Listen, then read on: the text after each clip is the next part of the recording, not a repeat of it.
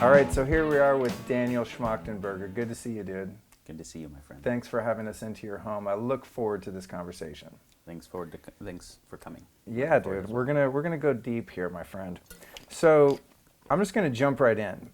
A couple things that I've learned about you from reading about you and listening to you on other shows is that you were homeschooled. That's true. And at the same time, you're a really bright guy who is very knowledgeable and articulate. I would consider you, and I don't throw this term around, but I would consider you to be someone that's highly intelligent to the point where you could be called brilliant. And I don't call everyone brilliant. You're a really smart guy. So why did your parents elect to homeschool you? And what impact has that had on your, a mental acuity? So it was an educational experiment my parents were interested in. And my dad particularly spent his life thinking about educational philosophy and human potential and how do we actually actualize human potential better. And my mom had shared interests in different skills, and so they decided to take it on together. And the experiment was, what happens if we give a kid no curriculum at all, no fixed curriculum? So I didn't have English and social studies and mathematics, but just expose them to everything possible, facilitate their interests, and see what happens. And so that was the experiment. And having gone through the whole experiment, we could do it much better now, because there were parts that got learned along the way. But the effective parts that I would say were a successful experiment is every kid has profound fascination with life in their own ways. And we usually do a good job of breaking it. And we also usually do a good job of training them not to think well. So little kids ask, what is that, what is that, what is that? At first, right? It's the first question. They're getting the anatomy of universe down. And then why? And the depth of why run into philosophically and physically deep questions that we usually don't know how to answer. And so we just don't answer them, or we give them shit answers. Made up answers, yeah. But or some less conscious parents would say, because I said so. Yeah, or because it just is, or God made it that way, or whatever. So when the kid asks, why is the sky blue? And most adults realize they don't actually know something that is that fundamental to our experience every day, right? In all human experience, they either say, I don't know, how do you spell cat, right? Like they move it into the domain of the known, but they move it from something that was fundamental about the nature of the universe to something that wasn't. And so if you really want to explain why the sky is blue, you have to understand that our upper atmosphere is made of nitrogen and oxygen and the percentage of it, and nitrogen specifically as N2, and how molecules work and how light coming from the sun works and the speed of light and diffraction and understanding what optics is. And there's a lot of deep things. And then, but wait, that's why it is that specific wavelength. But why do I subjectively experience it as blue? So now we're looking at the mind-brain interface, right? And the relationship between consciousness and physics. And kids want to know that, right? They want to know, why is fire hot? Which again is a fucking deep question. And they're like, every kid asks these things. And since we don't know, we don't facilitate what they're naturally fascinated by, and we force them to be interested in stuff that is totally not interesting. And in doing so, we don't teach them the interesting things. We don't teach them the things that are foundational about life that actually lead to the ability to understand everything else. And we actually break their interest in life, which is why then they just want to veg out and watch TV, or the whole welfare person phenomena who is actually... That's what I was going to say. They become great taxpayers. But see, those are broken people. That's the key insight, is that everyone is born fascinated, interested, and if you facilitate that, then not only are you helping them learn a tremendous amount, and they're going to be fascinated about different things, some more in the direction of aesthetics or ethics or fundamental science or athletics, but there will be a unique genius actualization if it's followed. And so that was the experiment, and we could go on about educational philosophy, but one of the key insights there is that we have an educational system in the US right now and in most of the West that was built in the Industrial Revolution to make industrial bots. And it was the... Right, thank you. No, I love going here. I was hoping we could get into this, so carry on, please. And so as we started to look at building industrial supply chains, then we wanted every assembly line worker, before we had automated that task, to basically be an automata, right? They would do the exact same thing. And so anyone who had been trained into doing that could be replaceable. They were fungible for anyone else. And any MBA from a good business school was replaceable for any other MBA, any VP of marketing. So we want to take unique humans and collapse them into fungible roles. And so then we can just have an org chart and say, I'm looking for 3 of these and 4 of these, totally replaceable. In the process of doing that, when you collapse the uniqueness of a human to a fungible role, there's of course the intrinsic motive to do that is gone. Deep competition and comparison, because we're competing on being the exact same role. So we're competing on the same metrics rather than any uniqueness. Like there's no way to compare Salvador Dali and MC Escher and Da Vinci, because how the fuck would you do that, right? Like you can't compare them on the same metrics. And if Dali hadn't done what he did, some other artist wouldn't have done the same thing. The universe would just have been less. That was the uniqueness of that being expressing in a totally fucking unique way, which is why all the artists for history hadn't done that thing. And so much of the jealousy, envy, comparison, competition also comes from being collapsed to categories. And there were reasons why we did this, as we, for all of human history until not that long ago, till the beginning of what we call civilization, 10,000 years ago, give or take, for 8 million years of hominid history, we never got more than 150 people. And those 150-person tribes, everyone could be pretty unique and actually get along well because they knew everybody else and they could actually keep track of it. And as soon as we wanted to go to start having very large numbers, we had to create some homogeneity between everyone. So we started making them a lot more like termites or ants, which are animals that can do a lot of them working together, but within a class, a worker ant or a drone ant, they're all fungible, right? They're all replaceable for each other. So this system is very much like that, and education is the indoctrination into being, going from a unique human to a fungible bot. Dude, you just described my whole, in a very deeply intellectual way, my whole experience subjectively with education. And the whole time you were talking, I'm thinking, this is why I have a podcast, and this is why I do what I do, because I'm so curious and so fascinated by the way things work and the questions of why, right? And so I was always seeking truth, even as a kid. Like, how does this work? Why does it work? But the system that I was put into, and literally physically the desks I was put into, were like little torture chambers, and my creativity was actually discouraged and was,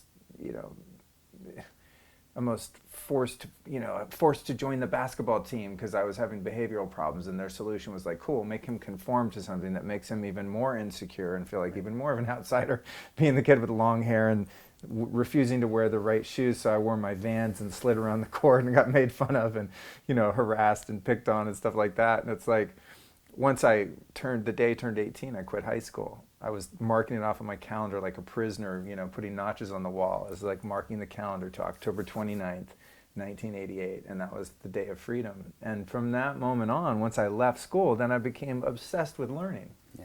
And it's so interesting to look from the standpoint of your perspective, because it wasn't that I didn't want to learn, Right.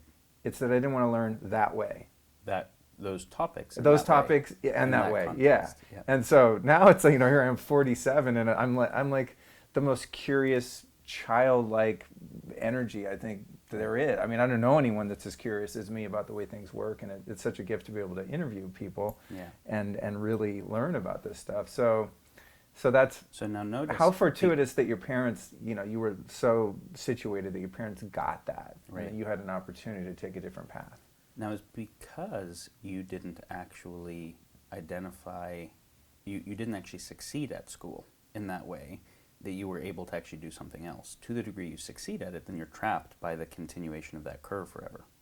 So notice, the smarter the kids are, smart meaning good at that particular definition of smart, the earlier we push them into hyper-specialization, right? We want to get them in AP classes towards their specialty young, and then the further we push them in specialization, so by the time they do their dissertation, 10 people in the world know what the fuck they're talking about, so they know so much about such a narrow area.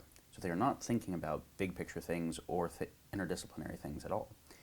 That means that the smartest people aren't actually questioning macroeconomics and questioning culture and questioning governance, questioning the foundational axioms of how we do academia or science, because they're just doing one tiny little thing. So we're training them to be very sharp cogs in the industrial wheel. Dude, that's so true. And the only people who Wow. are usually left thinking about any big picture things are people that didn't have those types of proclivities. And that is actually a way of taking things that could be dangerous and making them not only not dangerous, but very good tools of the continuation of a particular system. And so because you didn't actually do that well at it, then you were able to say, fuck it, I want to do something totally different. Right. Well, that it's interesting. It reminds me of something I've talked about on the show. And there was this, I got to find this freaking, it was some study or evaluation or paper or something that I came across at one point, and it was talking about entrepreneurship and how the top 10 people with the highest IQs in the world all work for someone else. And all the great inventors and the monumental, colossal entrepreneurs in the world dropped out of high school, didn't go to college.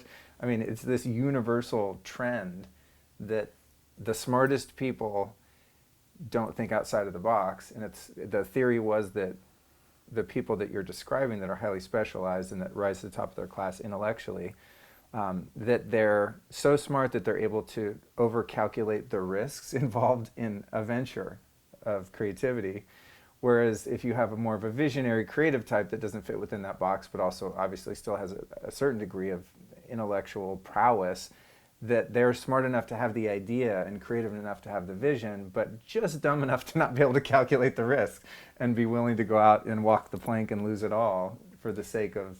So saying dumb enough is one way of thinking of it. Another way of thinking of it has to do with the way they're trained in relationship to risk aversion. Okay, I like that, because I think of myself as that, and I tend to be self-deprecating. So I appreciate you seeing, in an NLP way, seeing that word dumb enough. So what is really happening? Think about this. If the kid who gets a 4.0,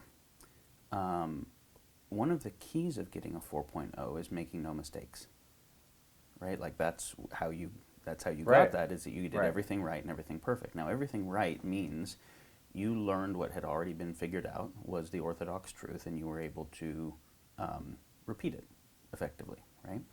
And then at a certain point, once you understand that system completely enough, you can extend it a little bit, which, in the postdoc level, you take the current, whatever the field is, and extend it a tiny bit after proving that you understood it, perfectly.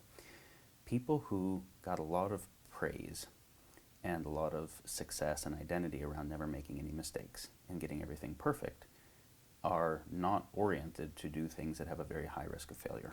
That's great, dude. And so true. So when kids are praised for getting things right, you fuck them up. Because a number of things. One, so think about this.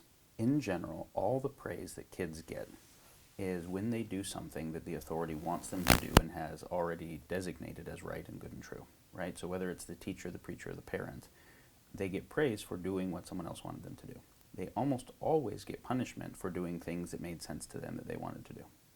So this is how you condition people to be good, cogs within an authoritarian system where we defer our own agency, our ability to assess the world and our own agency to somebody that knows better than us.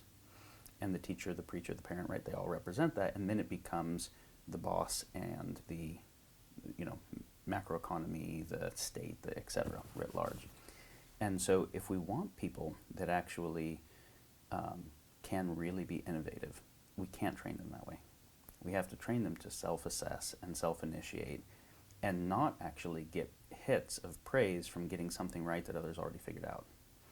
And when we do that, like oftentimes there's a kid who becomes a spelling bee champion or a math genius because they just happen to fucking figure out like how spelling works or how math works, and they got so much praise for it and they weren't getting enough unconditional love otherwise, that they were optimizing for the extrinsic reward associated with the math of getting the praise, even though they might actually hate math or be not terribly interested in math. They just happen to get it. If you didn't do that, then you might find math is all right, but they're actually fascinated by art.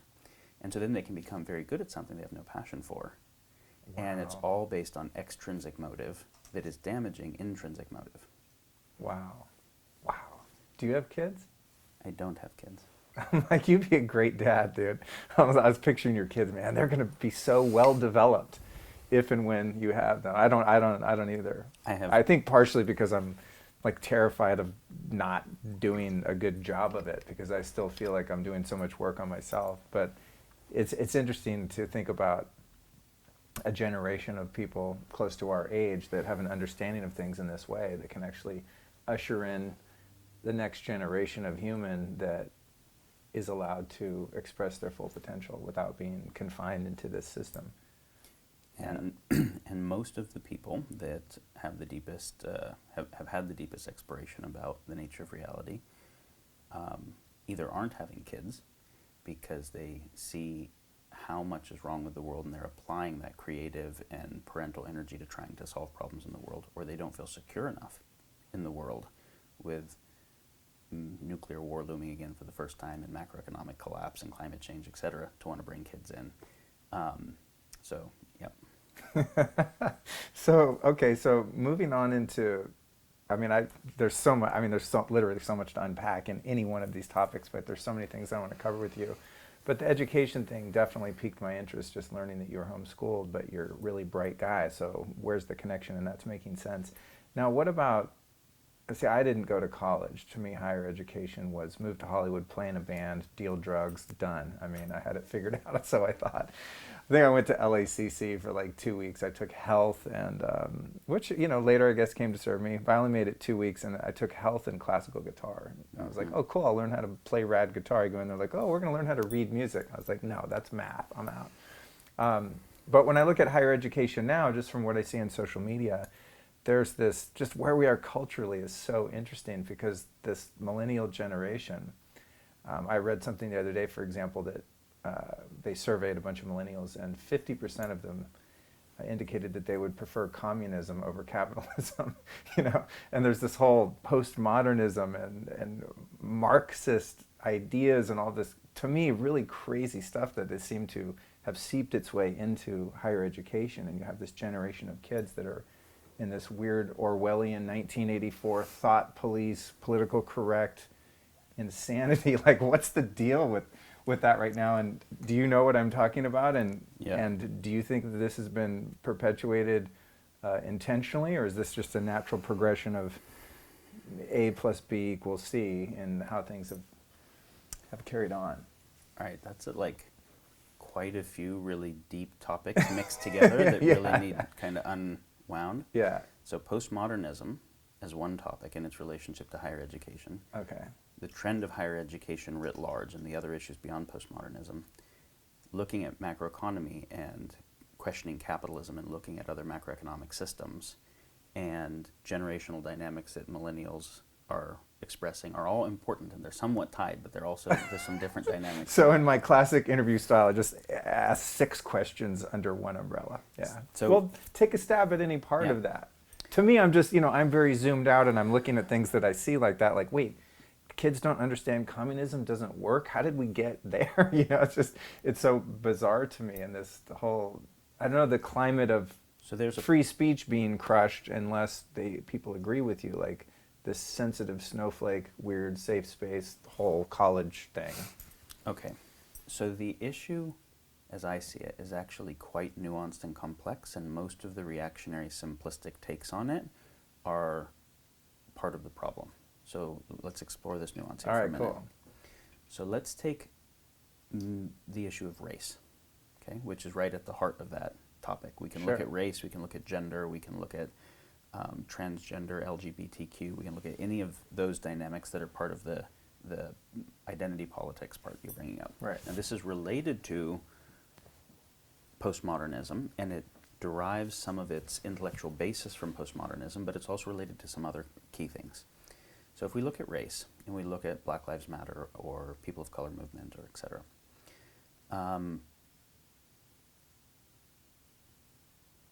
we have not ever properly dealt with the fact that this country that this land that we call this country was fully inhabited by lots of nations of people that we completely slaughtered to make this land, right? It was, we're getting taxation without representation in London. We don't want to be here anymore, so we're going to go somewhere else. And hey, look, there's a whole continent that's totally free because we have better military equipment than they do, so we can kill all those people and take that whole land. there's a real moral fucking problem to having your moral legitimacy as the United States of America and the beautiful Constitution Declaration of Independence being based on genocide. And we're pretty happy to acknowledge, like, after Germany's genocide, they're fucked up, right? There's a whole cultural thing. But our genocide was not that long before, and it was more people. It was a lot more people. Wow, that's interesting. And it was the genocide of the Native American people employing the slavery of the Africans. And we mean real fucking slavery. Like, captured the people by military force, killed lots of them, tortured and killed lots of them, lynching, etc. And we don't want to really acknowledge that this country was built with that. It was built with a pretty decent amount of Chinese slavery, a lot of African slavery, and one major genocide. All right, so then we've got, we have to fight a war to finally get rid of slavery not that long ago, like really not that long ago, where there are old people alive today that still remember elements of slavery dynamics, right? Like, that's a big deal to get. But then, okay, so we abolished slavery without abolishing the mindset that was associated with it, so a lot of people didn't want it gone. So then we've got Jim Crow and segregation and all that. And then we kind of overturned that, right? But slaves actually economically work really well. It's kind of nice to be able to have people do all the shit work and not get paid and be able to concentrate the profit margins. And as soon as you don't want to do that with the slaves, now people got to take, other people have to take the shit jobs. And who wants the shit jobs? And now you have to dilute the profit margin to pay minimum wages. So there's a lot of people that just didn't like that, right? For legitimate, understandable reasons. And they could justify making another group of people different enough that slavery was better than their own sacrifice in that zero-sum game dynamic, right? Or near zero-sum game dynamic. And then we have, okay, so now it's not full segregation legally, but that mindset's still there, and the people who are coming out of segregation have generations of trauma and no education and no inheritance, right? As opposed to people who are coming from generations of education, inheritance, and not the same types of trauma. So we have the ghetto phenomena and what that means. And we know how epigenetic trauma works now, generationally, right? We know how mimetic trauma works. And so then we look at, do we still have a system of systemic injustice? Fuck yes, we still have a system of systemic injustice, and any white person who wouldn't just trade to be black recognizes that the ethics of the pie slice theorem aren't in place, right? Pie slice theorem is, if it's just, there's a symmetry, right, between you and I, which is I'll cut the slice of pie and you get to pick which side, but I don't get to cut and pick, right? If I cut and pick, there's something fucked up. Or you can cut and I'll pick. But anyone who says I wouldn't want to trade positions with the other person, but they should be fine with it, there's a problem. And that's the dynamic here. So there is a real response to unresolved trauma that is still affecting things. Now that said, the response is coming from a place that is largely influenced by trauma rather than clear strategy, and trauma usually perpetuates itself. And so if a bunch of people with Black Lives Matter are saying, hey, there are real issues where there are a lot of black people who are getting killed by police for reasons that are totally unfounded and then not getting prosecuted in the same way, not getting attention in the same way. Like, that's a real deal. And how does anyone go about trying to go to school and feel safe when you can be going to school, doing all the right things, and have that kind of dynamic occur? All right, so then they go shut down a freeway out of like upset and anger or whatever. And then while that's trying to get attention for something that is real, it is strategically problematic, right? Because then you have the alt-right largely arising as a response to those type of dynamics, saying, look, our way of life that we care about is being threatened. And look, these people are rioting and causing chaos and whatever. They're validating our ideas about them not being strategic good thinkers, etc. And so, and because of a postmodern dynamic that in general the progressive left has, it makes it harder for them to cohere, because they want to validate everyone's perspective. Because they're suffering, they're still in response to the pain of imperialism, where one perspective was imposed on everyone. So part of the response is to say, hey, fuck, everybody actually has a perspective, and the perspective that you're saying is just true because it's science or whatever. A lot of our social science that arose at the same time as our physical science was actually just imperialism. And so postmodernism emerged amongst, I'm radically simplifying here, postmodernism emerged with a partial meaningful truth, which was, to say this is just objectively true. This is science. We did the right epistemology. It's objectively true and it's true for everybody. Doesn't acknowledge that, especially as we get into the social sciences, there's a shit ton of bias, right? And so we went looking for monogamy and pair bonding in the animal kingdom because of Victorian age ideas that actually made us do zoology badly, right? And so we see that kind of thing everywhere. So postmodernism said actually different perspectives on reality, running different experiments, end up yielding different kind of insights. And we still know that, are you healthiest on a vegan diet or a paleo diet? I can show you just as much fucking research on both of those that look at different metrics, right? And so whether I'm looking at pH or I'm looking at insulin levels or I'm looking at telomere levels, like I'll get different answers, and also which populations. But when I try and reduce health to some finite set of metrics, and there's a million fucking metrics that we can't calculate, I can get a lot of partial answers that seem like the whole answer and seem like complete science because I'm studying a very complex system in a very simplistic way. So bias is very easy when you try and study a complex system in a simple way because your metrics look really fucking clear. They just don't happen to be all the metrics that matter. And so postmodernism acknowledged that and said, hey, all the perspectives actually have to be factored. Now, there was a kind of virulent version of that didn't acknowledge all the perspectives should be acknowledged, but they're not all going to be equally true. Some of them can have distortion in them, so we need to be able to vet for distortion. And all the perspectives are going to be less different in simpler systems. So in chemistry, the epistemology is more straightforward than it is in social sciences. And some of the virulent version of postmodernism just started rejecting truth writ large, right? Like any claim of truth is an imperialist claim, and nobody can claim truth, and all perspectives are equally true. But we can see that was a virulent version of an appropriate response to the way that science, imperialism, capitalism, along with fucking colonialism, right, all kind of co-emerged, and trying to untangle those was like part of the goal there. So if you actually read Foucault or Derrida, there's meaningful good thinking in there. Most of what you see happening that tries to intellectually reify itself with those people is not actually being done very well, but that's because trauma is influencing a lot of it. But then on the other side, we've never actually taken responsibility to deal with that trauma was created. So when I say it's nuanced, it is, and it's a really big deal. Because if we look at the alt-right and the control left, they have moved to a level of polarization and radicalization that is very hard to imagine how that reconciles. And with a tremendous amount of fear on both sides, and trauma on both sides, and associated with that, the desire for secession from the nation, the desire for whatever that leads to war in a world where our military technology is such that we don't get to make it through wars the way we did in the past. And so the idea, hey, look, we fought a war with the British to come get this area and it worked well. Yeah, we had fucking muskets. Right?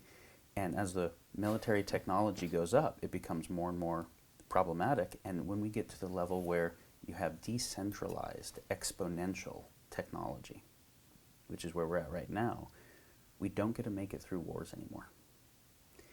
And humanity has always had different dynamics that led us to polarization and radicalization and then war. And we have to actually learn how to fucking deal with that. And part of it is we have to be able to understand how to take multiple perspectives that have partial truth, vet the not successful parts, find the successful parts and figure out how to do dialectic, how to do synthesis, and be able to find a solution that doesn't just solve for some things while externalizing harm to something else that's affected, but actually solve for the whole set.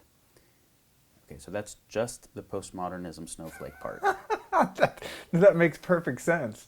Because to me, looking from the outside, I'm like, I see the trauma and I see that these young people that are sort of wrapped up in that ideology, I see them as victims, but I didn't think about the past. I'm just like, you're victims of a perspective that you've adopted, I guess because there was trauma. And I'm just like, God, I feel so bad that this kid thinks that communism works. I mean, it's just like... Okay, so now I want to address this part. Yeah. When in the Depression, there were people openly in the streets discussing socialism, Marxism, laissez-faire capitalism, because the system was failed, right? In a failed state, people are open to look at any possibility. We are very near a failed state, and we're actually very near a failed civilization globally. So when you look at climate change and the fact that we can't fucking get it right? Like we can't get it right. We keep driving ourselves towards the point of self-induced catastrophe and possibly extinction. And despite the fact that the Club of Rome identified this overshooting limits in the 60s, right, and limits of growth in the World 3 model, despite the fact that it's been called out, we're following the model, we keep progressing on the motherfucking model, right? The Paris Accord was not enough for us to make it. Everything would have been fucked if we did the Paris Accord, and we couldn't even do that, right? And so, and that's driven mostly by our current structure of capitalism. Because if I overfish the ocean, right, if I use a mile-long drift net and I take all these fucking fish out of the ocean, that's more money for my fishing company this quarter, and leaving them in the ocean is worth nothing to me, economically. Now, it's worth something in the future, but the other guy's going to fish them out if I don't fish them out, so it's not like I can leave them there for the future. So it is a competitive race for near-term wins, mortgaging the future. So we make 13 species a day extinct on average. We've fished out 90% of the large fish species from the ocean on a 3/4 water planet that took 3 billion years to get all that fucking life. And in 100 years of industrialized fishing, we fished out 90% of the large fish species, extincted many of them. 80% of the old growth trees gone. That's capitalism working really great. Not working really great, right? We're on the verge of a very realistic AI apocalypse where we should be developing the AI very slowly. We should be very intelligently looking at because unlike, when Edison's working on a light bulb and the light bulb fails, it just doesn't work. Maybe it blows up, no big deal, you do it inside of a container. You work on AI and it fails, and sometimes it doesn't work, and sometimes it kills everything. Because it is an autopoetic tech. It is a self-organizing, self-authoring tech. Light bulb isn't. It works or it doesn't work, but it's built on the outside. But biotech, right, where you make a new fucking life form, and now it replicates, and it does its own mutation, that is a self-replicating tech where if you get it wrong, you don't get to stop it. Oh my God. And nuclear wasn't, right? Nuclear is a reaction and then it stops. It's really bad. But nanotech, biotech, and AI are autopoetic, self-replicating tech that might be, depending upon how we do them, incommensurate with biological life as we understand it, with faster feedback loops than us. Now, we should develop that as slow as fucking possible because the upsides are awesome, but we should do it in highly controlled, safe-to-fail environments. But all of the fiscal incentive is getting to market first. That's a capitalist incentive. Who gets to market first? Where we're in a race towards the cliff. And the arms race is the same thing. Why do we have, when Carl Sagan showed us in the early 80s that it only took 4 100 megaton bombs to kill all life on Earth with a nuclear winter, why do we have 600 times that many? Like, why the fuck do you keep making nukes after you have enough to kill everything down to viruses?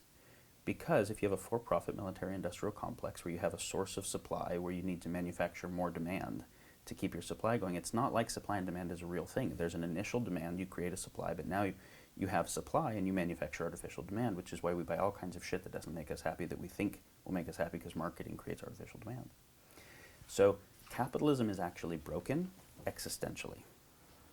So there are people who learned that, okay, Marxism had some nice ideas, and there were some good ideas. It didn't actually end up working out that well. No, of course, if we really go study it, we never implemented Marxism, just like we've never implemented laissez-faire capitalism. We've implemented weird models of capitalism, and by the time the USSR came around, it was nothing like Marxism, for a bunch of reasons. But Marxism doesn't actually work at scale. It works, that kind of model works at a 150-person tribal model. It doesn't extend beyond it.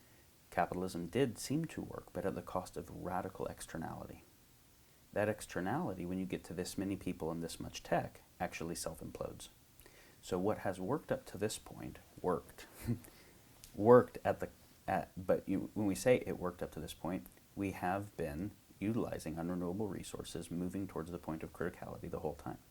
And it has required war, right? And it has led to diseases we didn't have before because of environmental devastation and et cetera. And we have a world where today, almost everyone has low-grade mental illness, like ubiquitous addiction, ubiquitous low-grade anxiety, existential angst, fairly decent low-grade depression, right? These are not natural to the human condition. Tribal people don't have this shit in the same way. So we say it worked. Huh? Define work. This is optimizing for some metrics at the expense of others in a complex system. So the fact that there are people questioning, is there a fucking better system than this, because we're not fixing climate change in the system where it's still more profitable to do the fucked up thing. The perverse incentive is ubiquitous in healthcare. Why do we do biohacking stuff? Like, why doesn't healthcare prevent diseases? Because there's no fucking money in preventing diseases. There's a lot of money in treating them. There's not that much in curing them, but there's a lot in treating them forever. So what is going to get researched when the money goes in has to have ROI back out in the capitalist system. So the fact that people are recognizing that and questioning is a very good thing. Now, the fact they try to find other things that didn't work as the answer is just a basically hopelessness and a lack of knowing how to go about solving something so fucking hard. So one of the core focuses of my life is, what is the macroeconomy of the future? What are the governance systems? What are the civilization systems that can allow us to actually human together well without needing to go to war and unrenewable use of resource and producing ubiquitous mental and physical illness that's unnecessary, and etc. And it's not any system that has ever happened. So we can get into that if you want to, or we can go to other directions. But also, most of the young people who say communism, what they're really saying is, Denmark looks better than here. Like, that's a social kind of dynamic where better access to medicine, don't have a lot of homeless people, master's to PhD is average level of education, largely secular because of that. Like, the Nordic countries just look better. They're just fucking better. There's more socialized dynamics. Now, are they better on every metric? No. If you look here, we have a tremendous amount of innovation here because of certain types of freedoms, and a tremendous amount of damage. And our bell curve is very spread out. And so for everyone who's not winning at this system to say nobody is losing as bad in Denmark as they are here, and there's a lot less of them, and they're not ruining the environment as fast, and they're actually figuring their trash problem out, maybe let's actually think about this.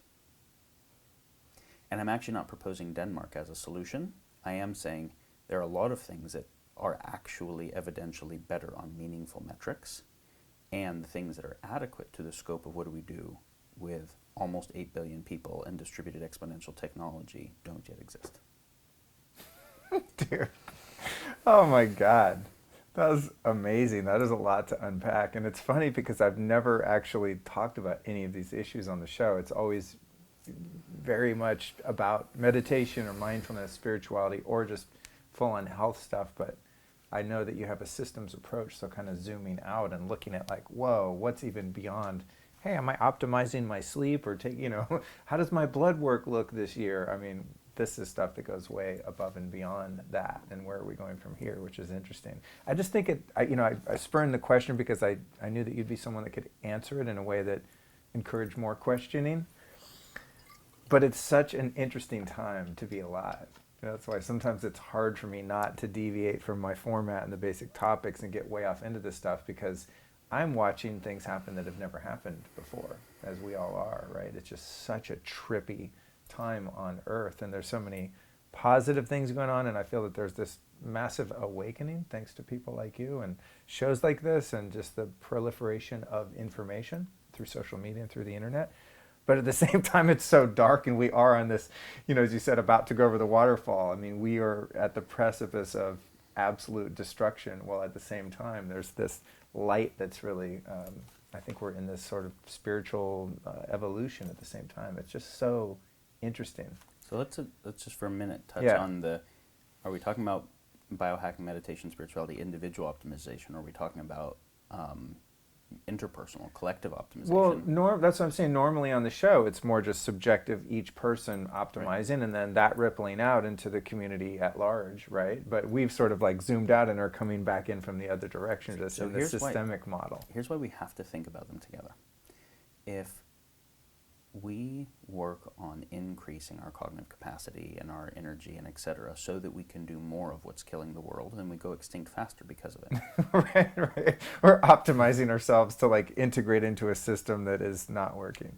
And that's most of it, right? Like, that's interesting. We watched, as we started, Neurohacker, we were looking at the amount of smart drug sales going up, and smart drugs that increased hypercompeting, increased motivation and drive, while decreasing empathy, decreasing creativity, and making hypercompeting psychopaths. Like Modafinil? Less like Adderall. Oh, Adderall, okay. But Modafinil can do things in that direction, and Yeah. it's different. I just came to, I don't do Adderall, but I do modafinil from time to time. And when I'm on modafinil, I don't think I've become a bad person, but I definitely am not interested in interfacing with other humans at all. Right. I'm like very task oriented and locked into whatever I'm doing, which has its place, but it's definitely not like, hey man, I should go out and give some hugs right now. It's Right. like, get out of my way, don't interrupt me, I'm focused. So how do we? Interesting. This is the key thing: is like, let's learn how to win at the game that is killing the world. Right. No, let's not Right. do that. Right. Let's learn how to have the capacity to create a new game. And that's, I mean, like, that's really the thing that I want to emphasize here. And even the people who are winning at the current game are not living happy, meaningful lives for the most part. When we look at hypernormal stimuli, right, why it's so easy to get addicted to sugar, because in an evolutionary environment we just didn't have sugar, right? We had a little bit of fruit, and the fruit was not hybridized, so there was a major evolved dopamine reaction to get it, because the caloric density offered increased ability to survive a famine. Now we have so much fucking sugar, but we still have the same dopamine response. That's a dangerous phenomenon, the hypernormal stimuli. And then we find that, of course, social media is a hypernormal stimuli, because everybody's pictures are prettier than they actually are, and everybody's liking you and you're liking them, and you don't have to face like real difficulties of interaction, and it can be a huge number of people in a short amount of time. And porn is a hypernormal stimuli, and there's a whole generation of kids becoming adults who don't know how to relate to women, who don't know how to have sex properly, who have issues erectile and etc., because they have oversaturated a certain kind of stimuli, and normal stimuli are actually, they're insensitive to it, right? And video games are hypernormal stimuli. So we've had a world that's just all hypernormal stimuli, which is addiction, which always corresponds with less fulfillment, right? Because it's desensitizing you to actually getting pleasure from life.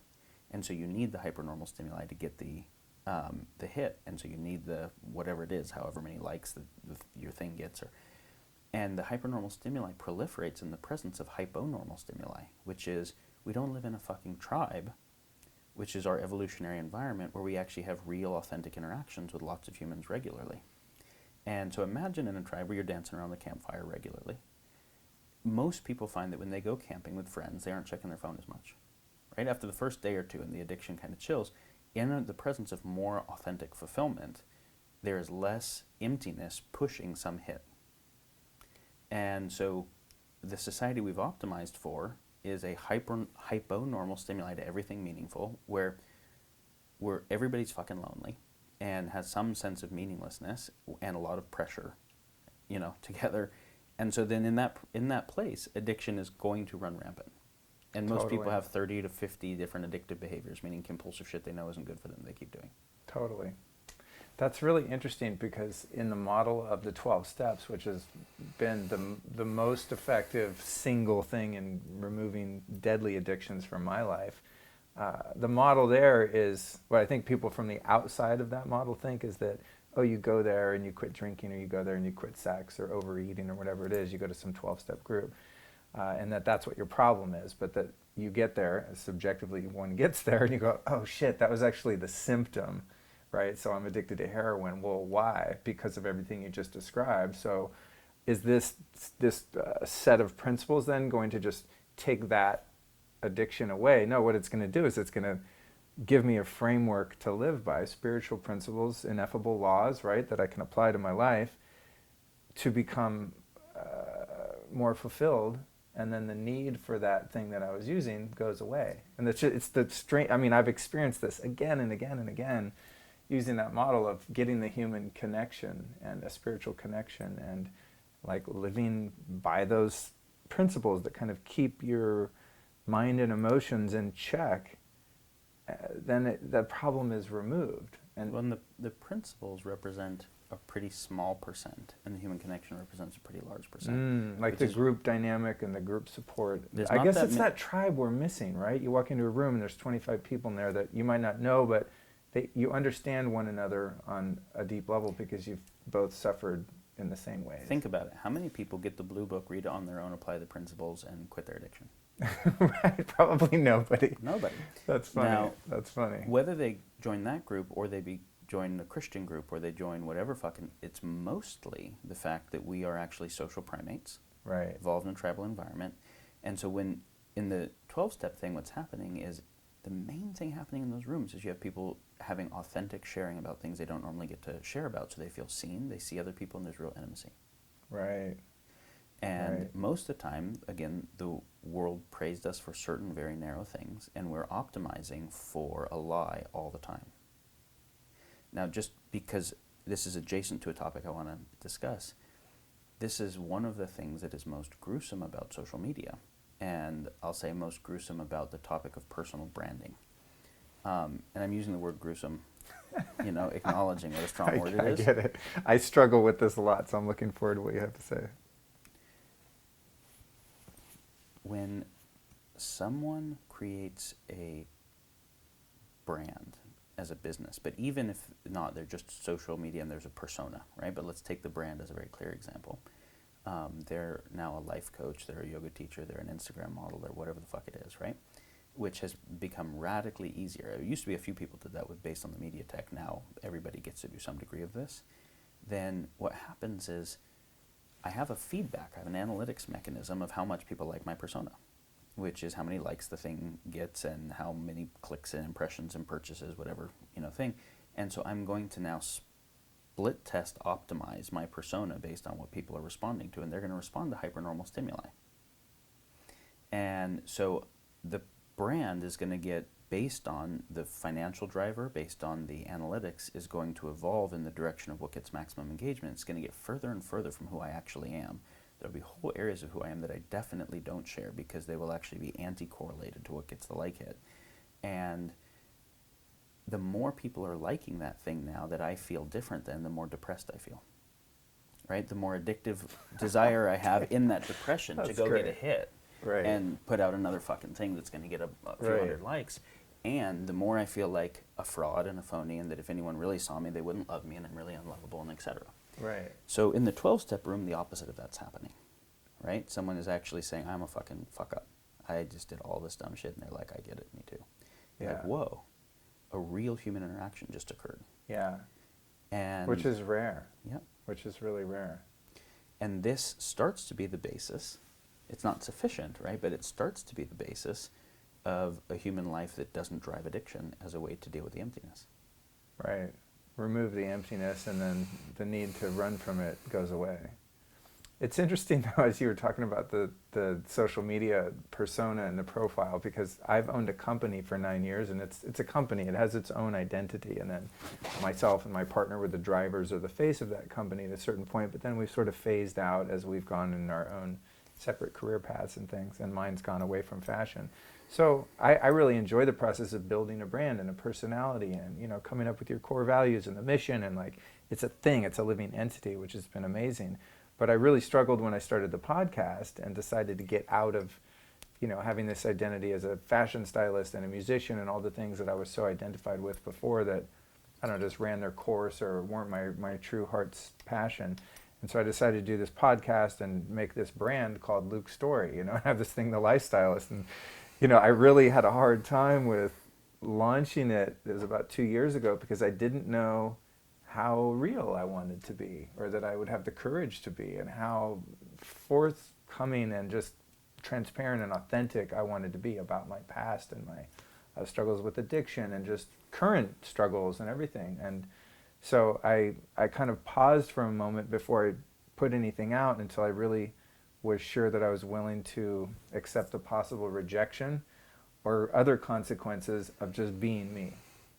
And I've done this social experiment now for about 1.5 years where I've just pushed my own boundaries of transparency and authenticity just to see what would happen if I am in fact disliked or rejected or abandoned or ostracized by the world at large, or what we call a following or a fan base or listeners or whatever.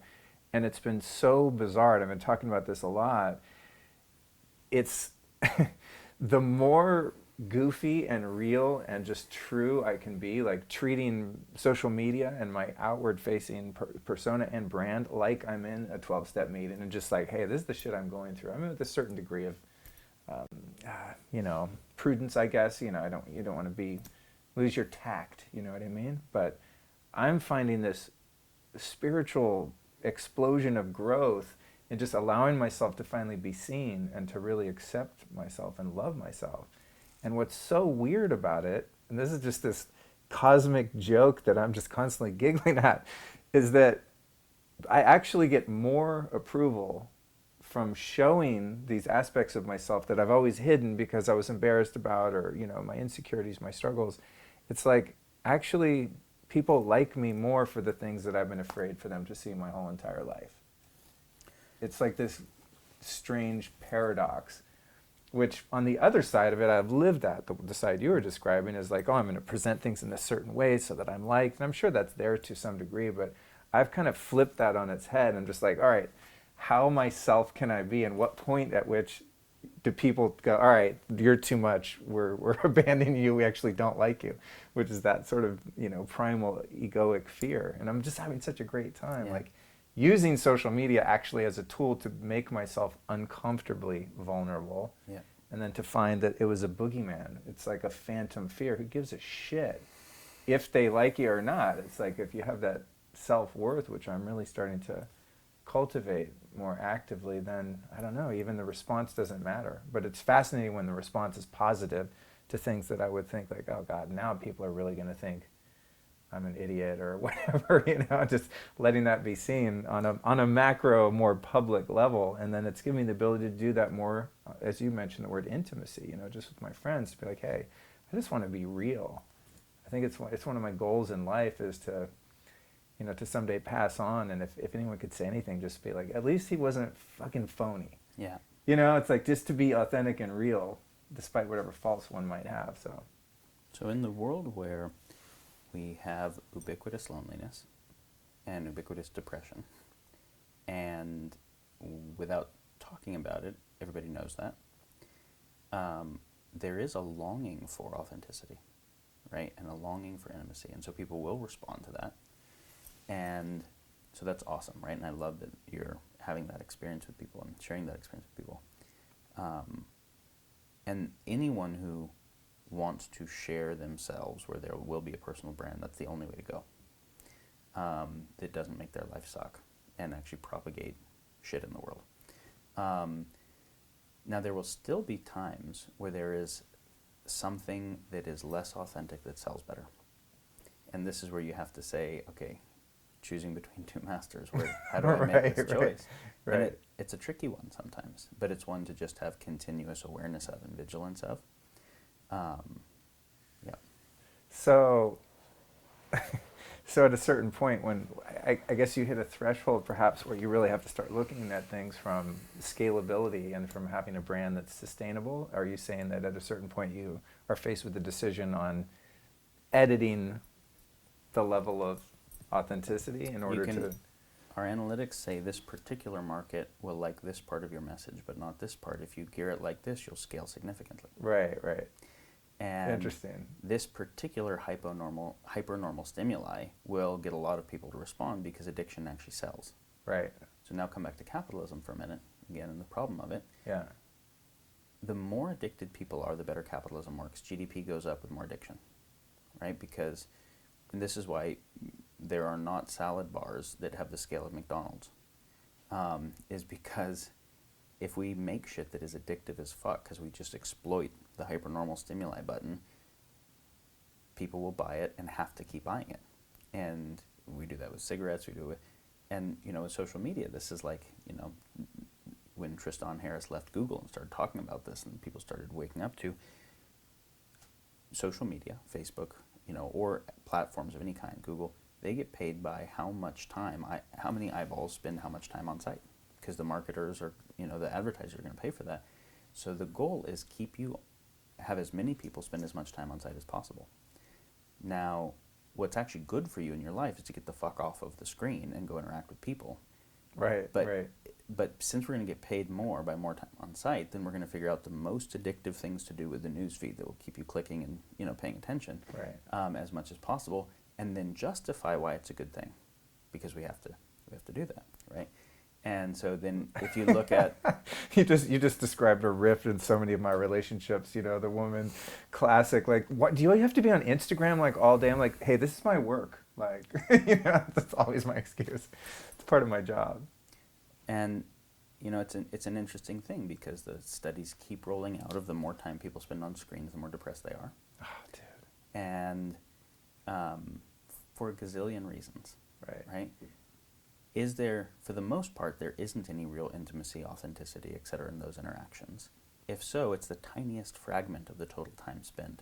And even to the degree there is, the real kinesthetic feedback of intimacy with another person is not happening. This doesn't mean there aren't good sides. Of course, the ability to have people talk with people in other parts of the world and be able to have messages that are valuable be shared has value. Those will be the parts that we solely focus on if we have a profit stream associated with it, because we need to justify that. Right. So this is where it becomes important to really look at what is meaningful. Now, come back for a moment to the individual optimization, right? Biohacking individual optimization. We're interested in people optimizing as individuals so that they have more capacity to actually do things that are meaningful. Because when people look at climate change and they look at species extinction and they look at refugee issues and et cetera, they're like, fuck, I don't know what to do with that. Let's go back on Facebook. Let's go back to work. But and again, back to education, they're waiting for somebody to tell them what to do and do a good job at it, as opposed to be able to self-assess in a very complex scenario what might actually be effective, because if anybody knew, it'd be fucking happening, right? To self-assess what needs to be done and then to actually start to initiate and do that and self-author. So individual optimization for that purpose is meaningful. But it's interesting how the pursuit of happiness is core to the mission statement of our country, right? And the pursuit of happiness is an oxymoron. It's a misnomer, because when one is pursuing happiness, they will definitely not be happy. Yeah, you're inherently dissatisfied if you're seeking, yeah. They're affirming their emptiness, lack of happiness, and they're in a fundamentally narcissistic pursuit. And happiness occurs when you let the narcissism go and actually connect meaningfully to the world. Right. And happiness is mostly this direction, not this direction.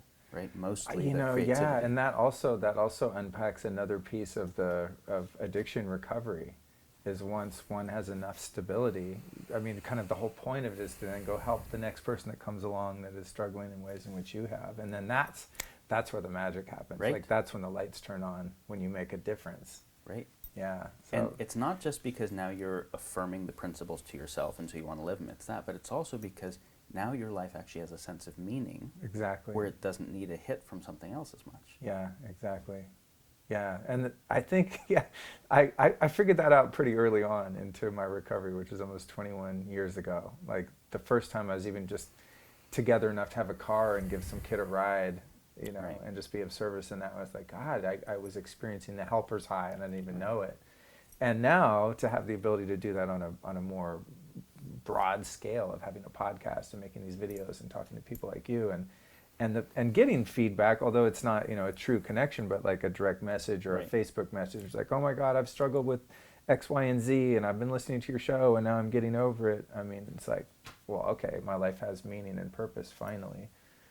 And not to say that being a plumber or working construction or working at a gas station or whatever wouldn't as well, because there's people needed in all of these different areas, but to do the thing that I really love to do, it's been so fulfilling, and it directly helps people on a really deep level. So, God, man, that's funny. I was just gonna touch on, just sprinkle on a couple of things that we went into, and yeah, I have a feeling I'm gonna have to be coming down a lot if you'll have me, because there's many conversations that need to happen. But I definitely want to get into, Neurohacker Collective, what you guys are doing, Qualia, just getting, now that we sort of created a framework and a reason that someone would want to optimize themselves, is other than just like, cool, now I can get more stuff for myself and be happier for myself, but to actually, be a piece of biology and consciousness that can go out into the world and have some discernment in terms of what I want to put my energy into or not. So, how did Neurohacker Collective come to be, and what are you guys all about, for those that are unfamiliar? Yeah, so there's a few founders, and they all had interesting different stories that kind of came together. I'll share mine here. So I was running a think tank that was working on the types of issues we're talking about, social issues. How do we actually have civilization self-organize well? And so one of the things we noticed, pretty easy to notice, is that all the problems we want to solve are problems that are caused by human action. whether we're looking at species extinction or climate change or female genital mutilation or war, like these are human behavior mod topics, right? And so how do we support humans to behave in ways that are good for themselves and good for the whole simultaneously without directly or indirectly causing harm? So then the question is, what are all the things that influence human behavior? Obviously, we talked about economics. If a particular action is incented, it's pretty hard to prevent it, right? So how do we create an economic system where the whale is not worth more dead than it is alive if we want to have any whales? That's a big topic. Right. How do we create, social systems? And tech influences our behavior, our environment influences our behavior, our psychology, our worldview, our definition of what is fundamentally meaningful does. But our biology also influences our behavior.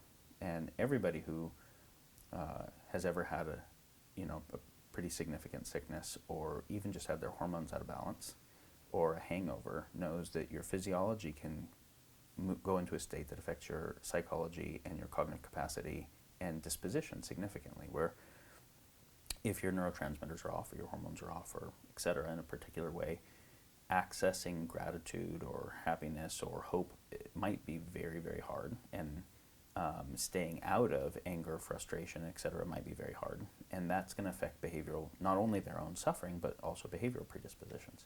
Same with complex thinking. I've actually got to be able to have a decent working memory to be able to hold multiple perspectives at once and synthesize them.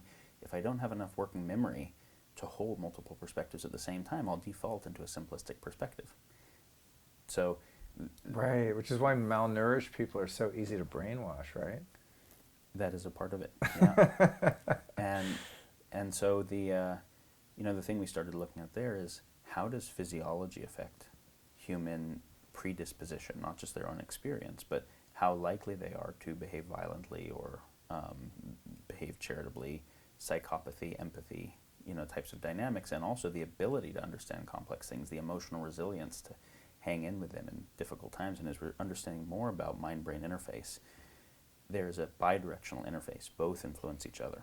As we're looking at the way the brain and the physiology affect the mind, right, the emotion and the cognitive dimensions, it's not just a genetic, like, oh, you have a genetic predisposition for psychopathy, therefore you're a psychopath.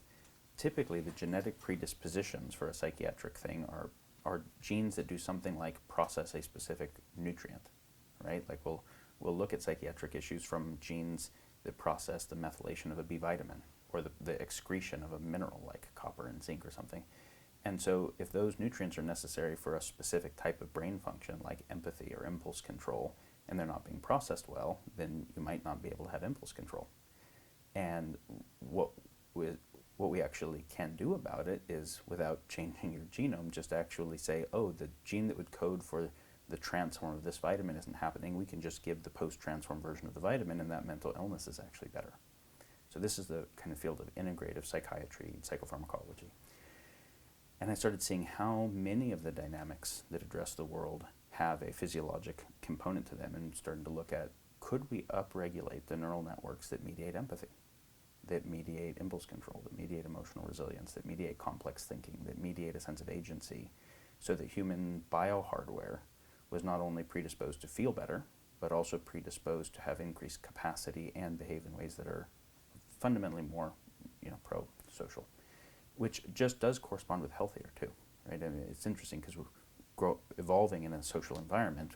Healthy people are pro-social, right? Think about a psychopath in a tribe doesn't make it very well, right? They're going to get killed or taken out of the tribe, or they're going to get better, but they don't actually get to be in a deep social environment without pro-social behavior and work. And so Neurohacker started for me with a deep exploration into understanding how we can affect human physiology in ways that decreases suffering, increases capacity, and positive disposition. The first product we launched, Qualia, was one of many, and this next year a bunch of the additional ones are coming out in various categories. Oh, cool. Oh, I'm excited. And I want to get into the Qualia thing because I get a lot of inquiries about it, and I'm so into it. But we'll go into that. So a little of the framework, but I definitely want to cover that because it's exciting.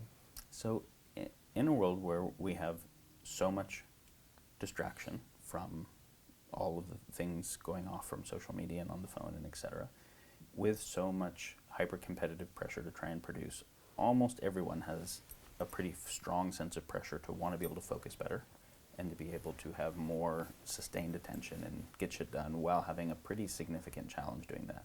And not only the, focus issues like from distraction, but insufficient nutrients that are necessary, certain kinds of toxic exposure that affects the brain, et cetera. So we see this ramp in energy drinks, so more and more caffeine, and in smart drug usage. And so with smart drugs in particular, which in contradistinction to brain nutrients are things that you would just get from a normal healthy diet, but we probably don't get enough because of depleted topsoil and whatever else, right? And those are just nutrients that in our evolutionary environment were necessary for brain function. Now, we also didn't try to do 12 hours of productive work that was cognitive per day in an evolutionary environment, so we're using nutrients differently. So we might have increased nutrient need. We've obviously got radically decreased topsoil density. Interesting. Right. So going out and collecting acorns for a couple hours that day or hunting for rabbits or whatever is quite different from sitting down and solving the complex problems that we are in this technological age. So interesting. Deficiency is pretty rampant.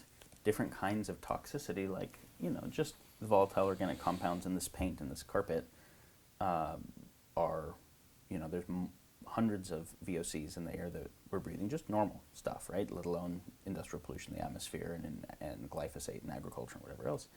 And they're almost all either carcinogens or neurotoxins or endocrine disruptors, and it's a significant issue. So we've basically, as tool builders, we built a world that we're not adapted for. And so how do we deal with that? We were looking at the cognitive issues, one of the first ones. There are many. We looked at, issues related to anxiety and depression and pain and addiction and sleep, and those are all things we'll talk about. But, we saw this meteoric rise of energy drinks. So they're doing $15 billion domestically per year of 300 milligrams of caffeine at a time. And God knows what else, man. Yeah. Anytime I see someone drinking one of those things, I'm just because every once in a while in a 7-Eleven, I'll just pick something up. Not like I'm going to buy it, but I just read the ingredients out of just morbid curiosity. And I'm like, oh my God. Yeah. It's so toxic, man. So, the artificial flavors, sweeteners, colors are not adding to brain health. Dude, and just the thing when you go buy a drink is the water. It's fluoridated tap water in most cases. That's really the bulk of what you're getting. And when you buy a 12-ounce whatever drink, you're drinking a bunch of tap water. So you've got, that kind of rise. Then you see with smart drugs, obviously we have a lot of people on prescription Adderall, Wellbutrin, Vyvanse, Modafinil for psychiatric disorders, for cognitive disorders. And there's a pretty big question about what percentage of those actual prescription cases are good for people. I'm stating that conservatively. But then we have all the people on off-label use, which is not even prescribed. They're just black market, universities, midterm and final Adderall sales everywhere, right? And even Wellbutrin, Deprinyl, lots of different things.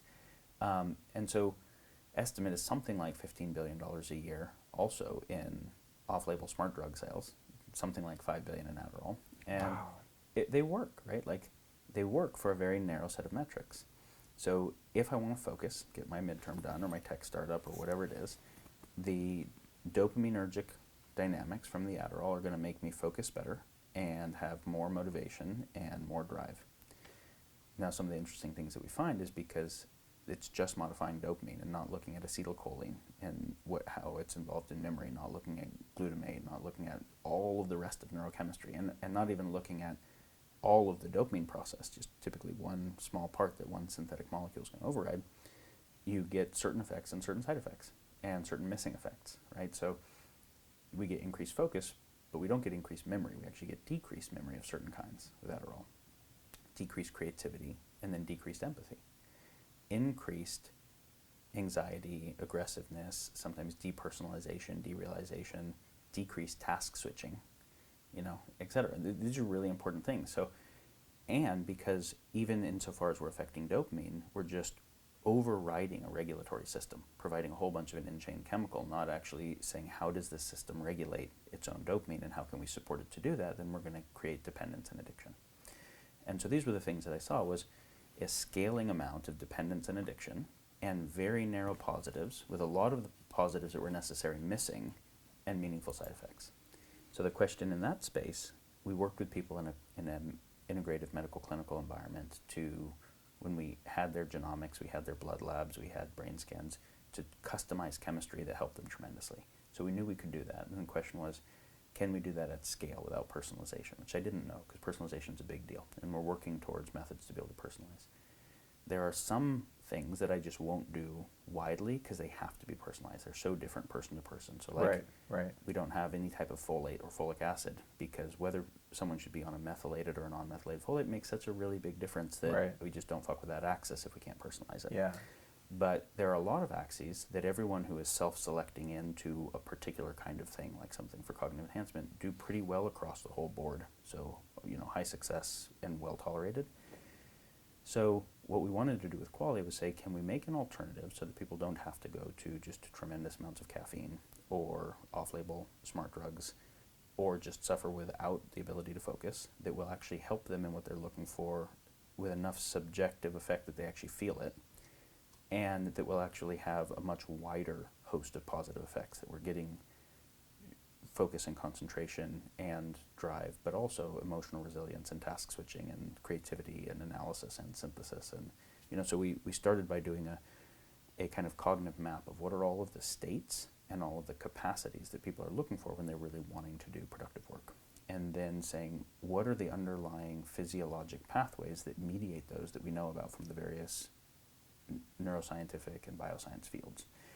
And then can we understand how those systems work? So how does the body regulate dopamine? So, as you start to look at it, you say, all right, so protein comes in dietarily, gets broken down to amino acids, phenylalanine converts into tyrosine, converts to N-acetyltyrosine, converts to L-dopa, crosses the blood-brain barrier, converts to dopamine in a presynaptic neuron, transport a protein down an axon, crosses a synapse, has to get by synaptic enzymes that will break it down in different ways, hydroxylase and MAOB and COMT and et cetera, and then goes into one of a few dopamine receptors. There's intercellular dynamics that are involved. So you just start to look at that and say, how does the body do this thing on its own?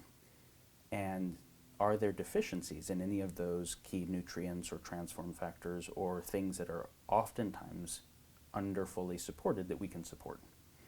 And that would be just looking at dopamine, right? Then you do that with acetylcholine. Then you look at glutamate. Then you look at functions like neurogenesis. The body's continuously developing new neurons. Are there things that actually support increased neurogenesis or neuroautophagy, killing old neurons better so you don't have senescent neurons? So we looked at what are the host of things people are looking for that are healthy states and capacities. What is the underlying physiology involved? How does that physiology naturally regulate? And what might we be able to do to support the natural regulatory systems so that people both have a more complete positive state, and that rather than create dependence, right, they're on it for a while, we overrode their regulatory system and now there's addiction, that it actually is supporting the robustness of the regulatory system so that when they get off it, there is elevation from baseline that lasts, right? The exact opposite of side effect and the exact opposite of dependence. So that was our goal. And so we did hundreds of iterations, a bunch of testing, after doing full literature review, database of 500 nootropic chemicals and looking at the pathways of them and then looking at positive synergies, negative synergies, delivery mechanisms. And we ended up getting to this formula, that's there right now, which over a large enough number of people, over a large enough amount of time, tested well enough that we were actually really happy with it.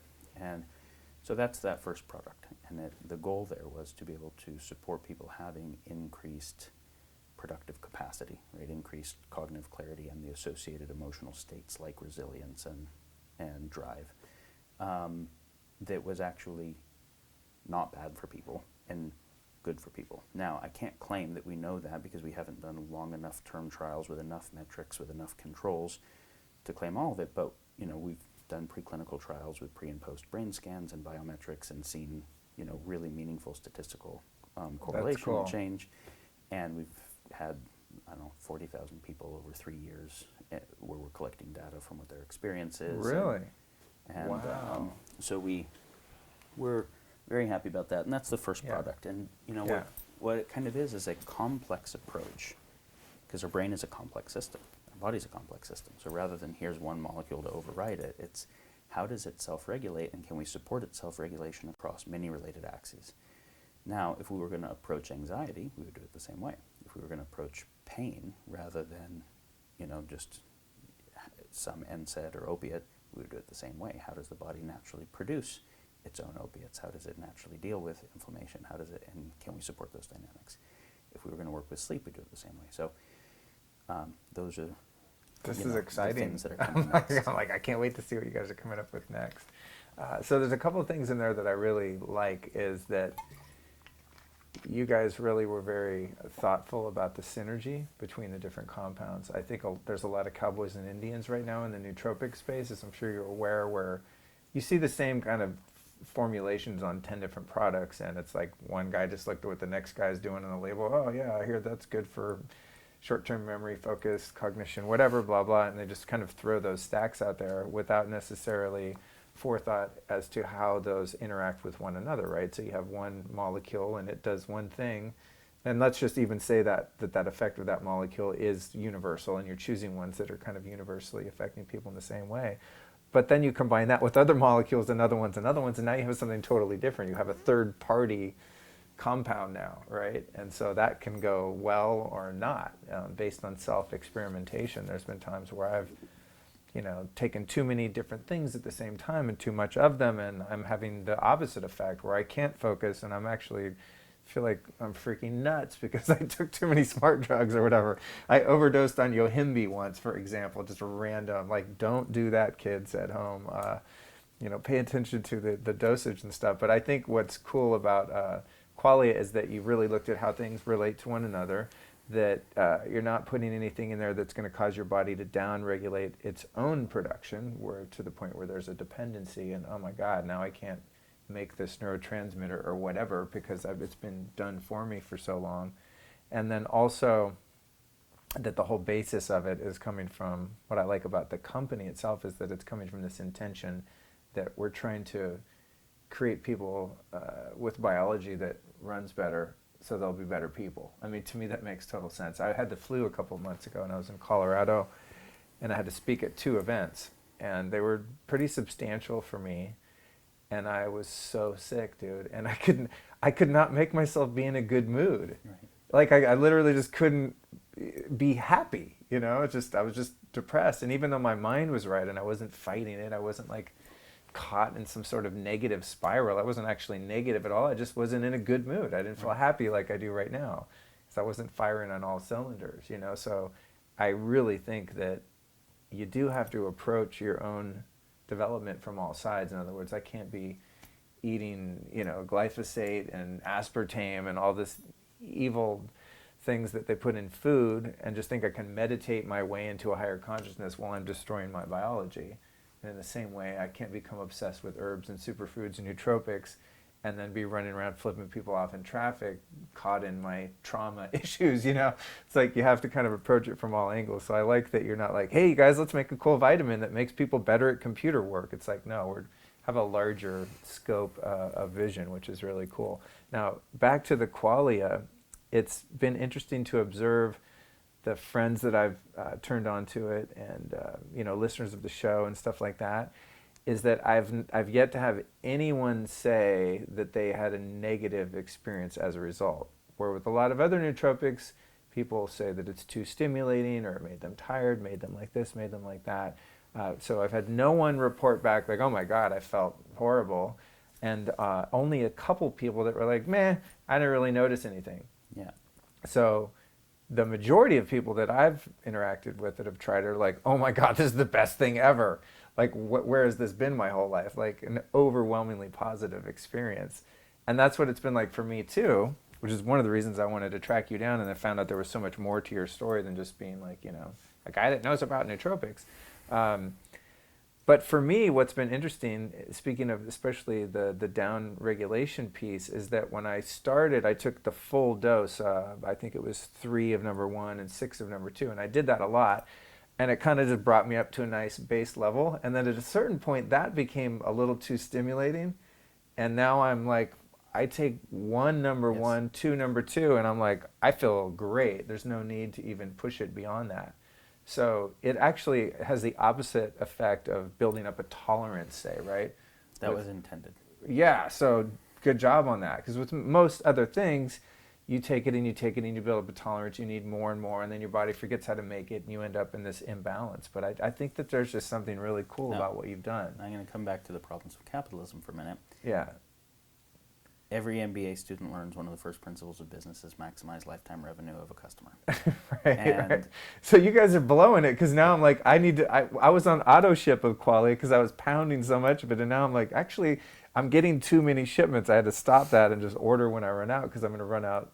It's so you guys, your business model is going against that theory. So go on. So you think about it from, say I'm a pharma company, and there are MBAs that are looking at the financial instruments and making decisions, right? At the financial metrics and spreadsheets, and saying, okay, maximize lifetime revenue of a customer. The things that treat symptoms forever. So we say depression is not curable. You have a biochemical imbalance, which is like some magic term. Biochemical imbalance, what the fuck causes it, right? Genetic, which is just a magic term for we don't know, or we haven't bothered to look at it in depth. And so we have to symptomatically treat that forever. Heart disease, always symptomatically treat that forever. Cholesterol, we're going to treat that. Fucking all of them, right? So that's very good from a lifetime revenue point of view. And if it creates side effects that need other drugs to resolve them, that's called a cross-seller and upsell. Perfect. Right? That's amazing. And then if to maximize lifetime value, I want to start them as young as possible. So we make up new diseases like ADD. After we put kids in those shitty desks and...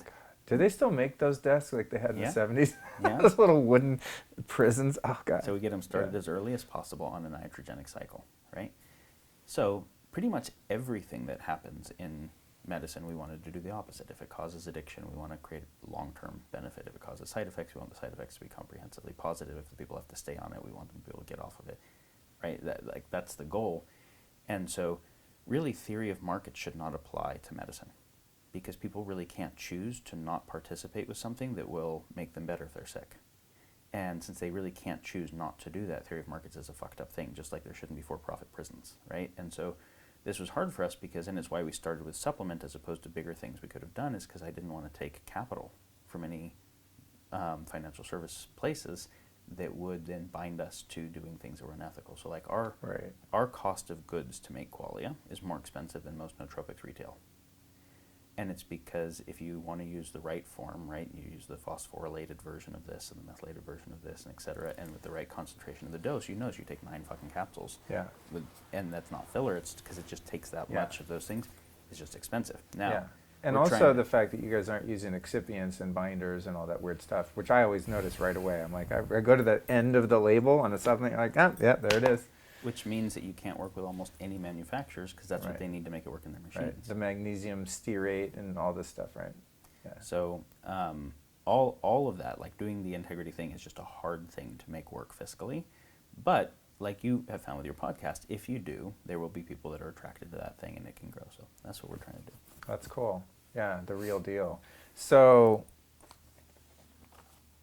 in terms of the other things that people typically use, I want to just run a couple of these by you, because I take my Qualia, I guess, about 5 days a week. And as I said, it's been strange that my dosage has gone down. It must be fixing me. That's the way I look at it. Like it's connecting synapses or something that were off, and now they're getting more in alignment. That's the way I look at it.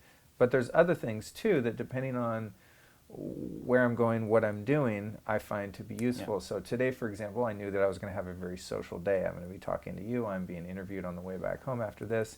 So I did a number of different things, one of them being Phenibut, for example, which I'll maybe do once a week or something like that. And I just find it's just a really great social lubricant. And I also took some Paracetam, because I find that it really helps me with speech.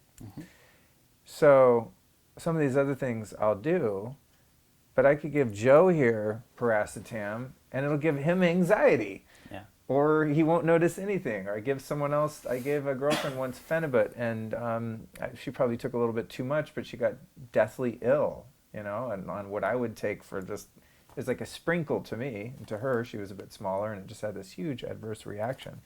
Same thing, Modafinil is another one that I really like. And for me, I take a dose of modafinil for me is 1/8 of one tablet. Right. So it's like a 200 milligram tablet. Once I took a half, I was like, oh my God, I feel like I'm on crystal meth. Not fun. A quarter, if I'm really, really tired, set me straight. But if I just want to have a productive day and be relatively alert, just a tiny, tiny little piece, which is about an eighth of a tablet, does me. I've given it to friends. I'd say, man, be careful. This is a drug. This is not an herb. Like, go easy. They take a half. They're like, I didn't feel anything. They take another half. They're like, meh, I didn't notice anything. I'm like, oh my God, if I took a whole modafinil, I would be like, scrubbing the freaking bathroom floor with a toothbrush. I mean, I would be tweaking so hard.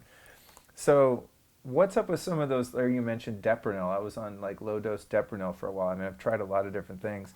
Outside of the safe and more plant-based stuff that you guys work with in Qualia, what are some of the other ones, or even microdosing on psilocybin, like that whole other world of smart drugs and nootropics? What do you got to say about any of that? Sure. Okay, so let's make some categories here. So we've got smart drugs as a category, which are pharmaceuticals that are usually being used for an off-label purpose. They're oftentimes psych meds, like Wellbutrin, or Adderall, or they are narcolepsy meds, like Modafinil, or they are sometimes anti-Parkinson's meds. Depranil, Yeah. right? I remember when I was taking that stuff, someone was like, what is that? It's no big deal. It's for Parkinson's. I'm just microdosing it. Now, all of those are dopaminergics, right? So for different purposes, they're dopaminergics. You'll have some, like for Alzheimer's, donepezil that work with acetylcholine. Does ergics mean they raise dopamine? Okay. No wonder I like all of those. Yes. So you've got, various types of smart drugs is one category. Most of the time, those are going to have a pretty strong effect and a pretty decent chance of side effect if used improperly. There's really nothing that is going to be all that dangerous if used properly, but properly is the big thing, right? Like whether we're talking, you can use heroin not dangerously if you use it properly, but that's like not how people use heroin. And specifically, Adderall is amphetamine, right? It's D-amphetamine. You add a methyl group to it, and you have methamphetamine. Methamphetamine used to be a pharmaceutical. And so, like, the distinction between pharmaceuticals and illegal drugs is where the legal categorization of the minute happens to be, based on lobbying, not based on much else.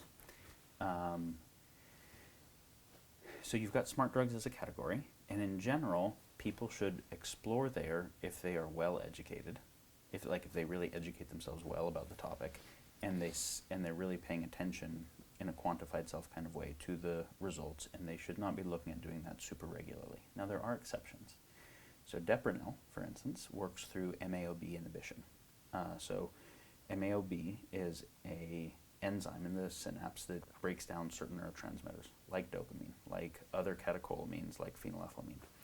So if you inhibit the MAOB, those neurotransmitters will get across the synapse more into the postsynaptic neuron. This can be very dangerous because if you take that with anything that is also increasing monoamines, those types of neurotransmitters going into the synapse, specifically ones that should be broken down by MAOB, they can get to too high a level. So one wants to be careful with that. And so what would be some things that you, with Depranil, for example, that you wouldn't want to combine with it? Adderall. Ah, interesting. And that doesn't mean nobody does it and has a good experience. What about Modafinil? Same, right? So if you are, now they're different. Modafinil, we don't know all the mechanisms of modafinil that well. It is the least symptomatic dopaminergic for the most part for most people. It seems like it works through transporter proteins largely, which is going to be a little bit less tricky than many of the other mechanisms. But if you are flooding the synapse with dopamine and not breaking it down, you can get to dangerously high levels, right? And not everyone has too high MAOB. Genetically, some people's MAOB is too low. They actually feel anxious because they have too many of those excitatory neurotransmitters, and Depranil would make them feel terrible. But there are a lot of people who are genetically overproducers of MAOB, and they will have certain kinds of depression tendencies because their transmitters are just not getting across the synapse that well. And if they take something that's just increasing their level of dopamine, they might feel better, but it's actually not doing the right part of the mechanism, right? And the right part of the pathway, what's going on for them. If they actually break down the excessive levels of MAOB that they're genetically producing, and there's other things that can cause MAOB to go up other than just genetics. It's inducible. And so as people age, MAOB goes up, dopamine goes down. It's a part of aging, which is why Dopamine is one of the few drugs that is actually correlated to be a life extension agent. And there are people who, when they're young, wouldn't do well with it. When they're older, they would, because their MAOB levels went from a healthy place where it would imbalance them to being excessive and now balances them.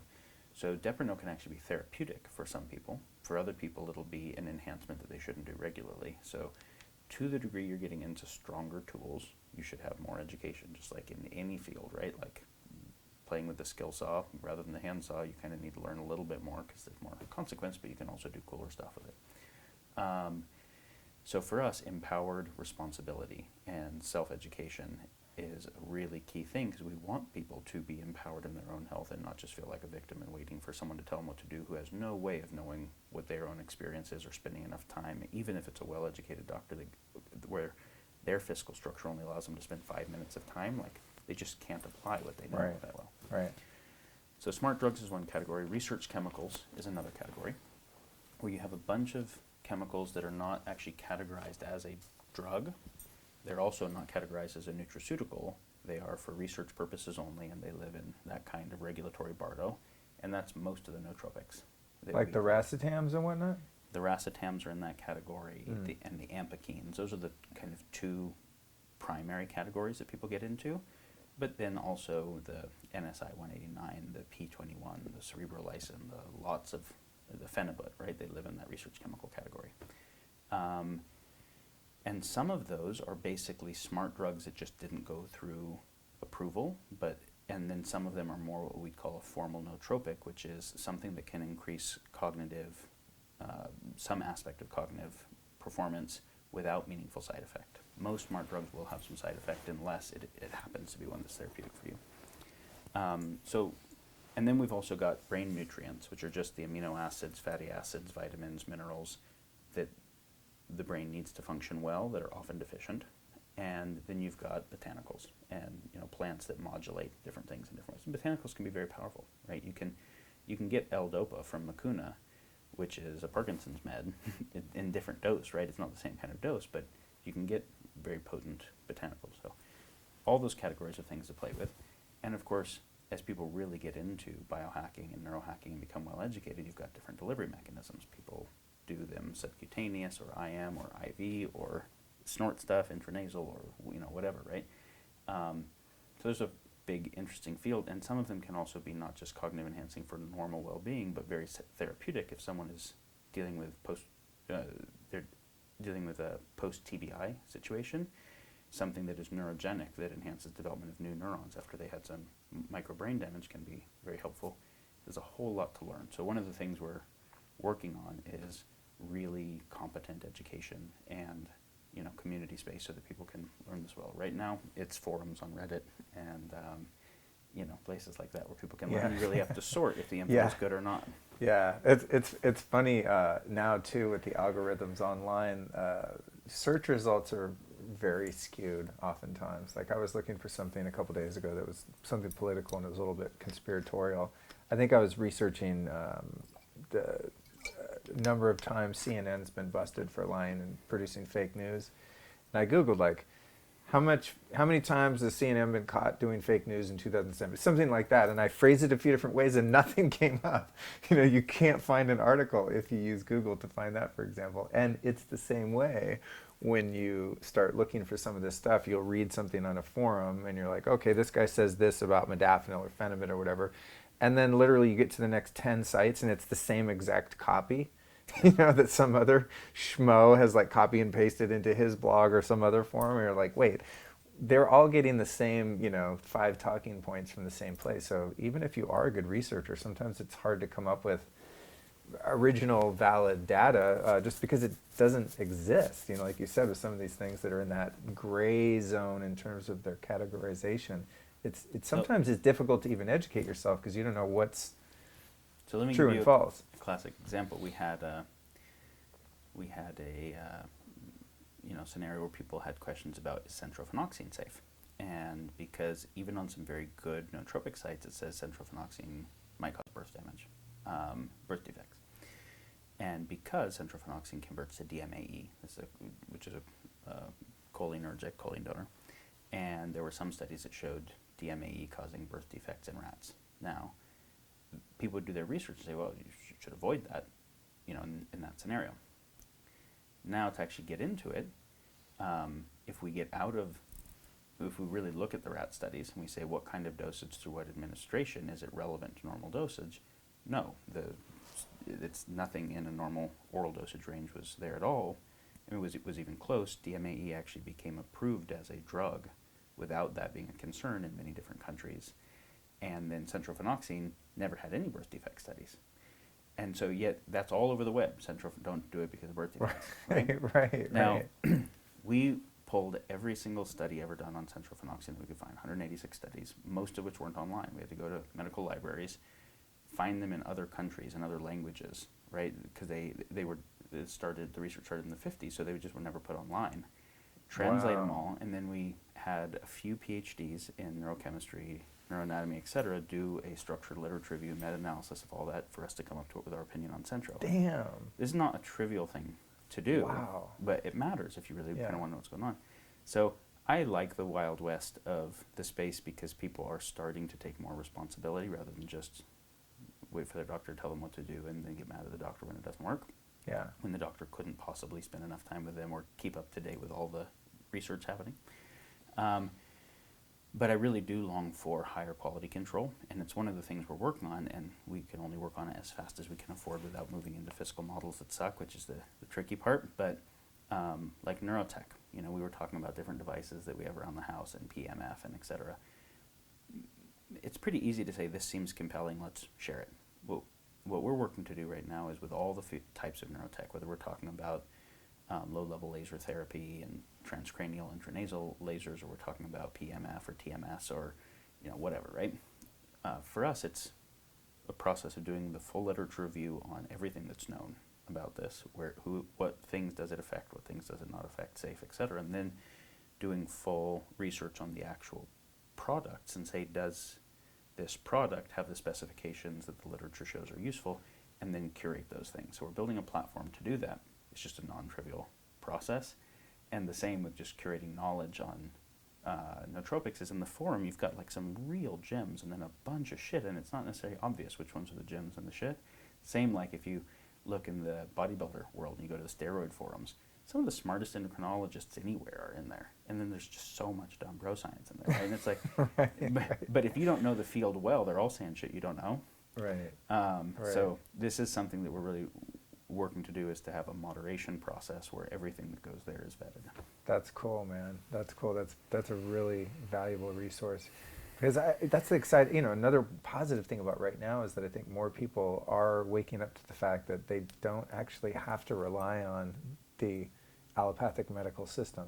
Like I have episodes and I call them things like learning to become your own doctor. It's like you really can do a lot on your own, and then if you are tied into someone good in functional medicine and they're able to kind of be a step above you in terms of their body and knowledge. But like with my relationship to medicine is I do a lot of my own research and footwork and order my own labs and geek out on like which labs are the best and most updated, because even my functional medicine doctor, they're still in the labs that were the best GI tests last year. I'm like, no, man, in the biohacking community, there's new labs with, new parameters and things like that. And I really feel the sense of power and autonomy because I know my limitations in terms of my body of knowledge and what I'm even capable of kind of understanding or care to take the time to learn when it comes to my biology.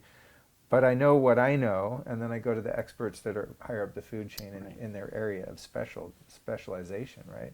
So it's really cool that that you guys are thinking that far ahead and enabling people to help themselves. Well, one of the parts I'm most excited about is integrative functional medical program. So we've got a number of doctors who are kind of the best integrative psychiatrists that I'm aware of. And cool. Psychiatrists or just functional medicine that does psychoneuropharmacology. And so, we're not allowed to provide medical information, prescribe, diagnose, treat, anything like that, right? So if someone has psychic conditions or are on psych meds, we say don't use our stuff because there's real interactions that need to be factored. But we don't want to just say go to your doctor if your doctor doesn't know anything. We want to provide better resources. So go to your doctor, and here are doctors that actually know the field really well. They can run a QEEG on you. They can run neurohormones. They can run your Walsh metabolic labs. They can run your gut-brain axis. They can look at your genomics, et cetera, and actually do the best of what functional brain chemistry optimization currently looks like. And so that's something that we'll be rolling out in this next year, and that we've been already working with a number of clinics on. That's amazing. That's amazing. Yeah, because you do need that middleman, unless you're just a freaking genius and you have the time and energy to devote to yourself. But I think each one of us can only take it to a certain level, and we need that help. But it's like, how do you find a good one? I always get the question of who's the best functional medicine doctor, and I just made it easy on myself after working with a number of them individually, and I just joined Parsley Health, which is like a sort of, I think of it as the Uber of functional medicine, just a modern interface and a membership model rather than paying per visit. And I find it to be really effective because they can deal with my insurance and the billing, and they know how to code the labs and stuff. But it's still very much self-directed. Like, I could just follow their program, probably be healthy, but I'm always digging deeper. Mm-hmm. So I'll do, 3 different tests for metals where they might just order me the pre and post challenged urine test. I'm like, right. Cool, that gives me a certain metric, but there's hair analysis, there's blood, there's other ways you can dive into that. But it's helpful to have someone you trust that'll go along with what you're doing. Because back in the Western medicine model, I go into the general practitioner and be like, hey, I have X, Y, and Z wrong. They send me out to a number of specialists that are their cronies. And it's like you get stuck in that whole thing. And I'm going in there telling them about some new supplement or technology. And the doctor's like, what? I don't even know about that. Like I was having some problems with like vertigo and dizziness. And I went up the ladder in the LA medical system, which I think is probably a pretty good place to live if you want some, high level medical care. And I got sent to the world's best EMT. That people travel from all over the world. I go sit down with this guy. I said, yeah, man, I don't know, man. I have a little hearing loss over here. It's about 20%. I'm well aware of that. But I have this thing where I'm getting dizzy all the time, and I always feel car sick. And he ran some tests on me. I came in again. He goes, yeah, I think you probably should just not drink coffee. I think it's the caffeine can do that. And I'm like, really? This is the best you guys can do? Is that the caffeine is making me, it was just like, oh my God, I could have done a much better job of being my own doctor. And of course finding the root of that. But it's a cool time to be alive, where those of us that are waking up and have access to information like you guys are providing can really take responsibility, and not become this dependent infant on the teat of Western medicine and all the inherent expenses and things that come along with that. And it's really important to keep the Pareto principle in mind, which is it does get complex quickly, and to be able to synthesize the complexity is a really deep topic. And the foundations are still 80% of it. And the foundations are not that hard, right? I mean, they might be hard to do from a discipline point of view in a life that is conditioned otherwise. But if someone is not sleeping well and sleeping enough, everything else they'll do is just tiny diminishing returns in comparison to sleeping enough. Right. And if someone is not exercising, and if they're not generally eating well, and if they're not doing some kinds of stress management and mental processes, then biohacking is actually a way to support living shittily, right? Trying to symptom manage the fact that their life actually sucks. Right. And that's just not the way to go. Right. And so if someone really just does the foundational stuff, it's amazing how much of it that addresses. And even say we look at heavy metals. So I can do a pre and post provocation test, and I can test with DMPS or DMSA or EDTA, and I'm going to get different specific bindings, and I can look at hair labs, which will give me a different time scale of what's being excreted, and I can look at metal antibodies to enzymes. And then what I'm going to find is, okay, there are specific chelation or binders that I'm going to use differentially if it's lead versus mercury, right? or gadolinium or whatever it is. That's a lot to figure out. It's a lot of expense. And if I just put the person in a sauna every day and I gave them chlorella in the morning, that would be 80% as good. Right, yeah. And Yeah. so it's just kind of important. Like, one of the things we want people to know is that there are foundational things that if they don't have the time, money, proclivity, will really help them be radically healthier. And then optimization on top of that is nice. Right, right. Yeah, that's well stated. Sometimes I'll find myself taking 50 pills in the morning trying to turn my brain on, and then I realize maybe if I hadn't gone to bed at 2 a.m. and woken up at 7:30, you know. So that's very true. Some of those things are just basic lifestyle choices. If you think about it, if you're going to eat food that's measured in pounds, and it's all nutrient, right? That's all toxin or nutrient. And then you're going to take supplements that are measured in grams. The word supplement means to supplement that which you're getting from diet, right? Like, getting the pounds right is a big fucking deal. Right. And similarly with sleep, like, when you exercise, all that torn muscle that it needs repair is going to be repairing during sleep, during delta sleep in particular. And all those nutrients that need to go into new tissues are going to do that during sleep.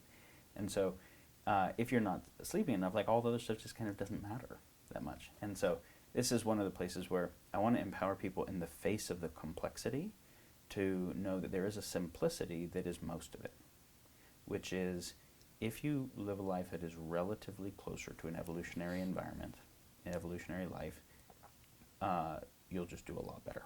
And then all the other stuff, if you're sick, you definitely want to go find good functional practitioners. And if you really want to optimize, you want to go. Yeah, well said. Well said. I love it, man. Well, I've got about not even a quarter through the questions that I had in mind for you. But in the interest of time, we're right around the 2-hour mark, which is, I try to cap any conversation off no matter how much more there is to do. But I have my notes for part 2. I'd love to sit down and have another talk with you. I mean, every time you have an answer to a question, 20 more questions populate. I'm just like stifling more that have come about, so we're definitely going to have to talk again. But I really appreciate your perspective. I would love to talk again. This is fun, and yeah, it's just fascinating, dude. You're so full of information. I mean, you really are just a fascinating guy. I was all pumping people up on Instagram on the way down. I'm like, this guy's really smart, you guys. And you know, I'm not stroking your ego. It's just you are. It's the thing that you and I were talking about, is that people are actually fascinated by life without being broken, right? Right. And they can restore that if they were broken. And if you just spend your life following things that you're fascinated about, you will tend to learn things. Right.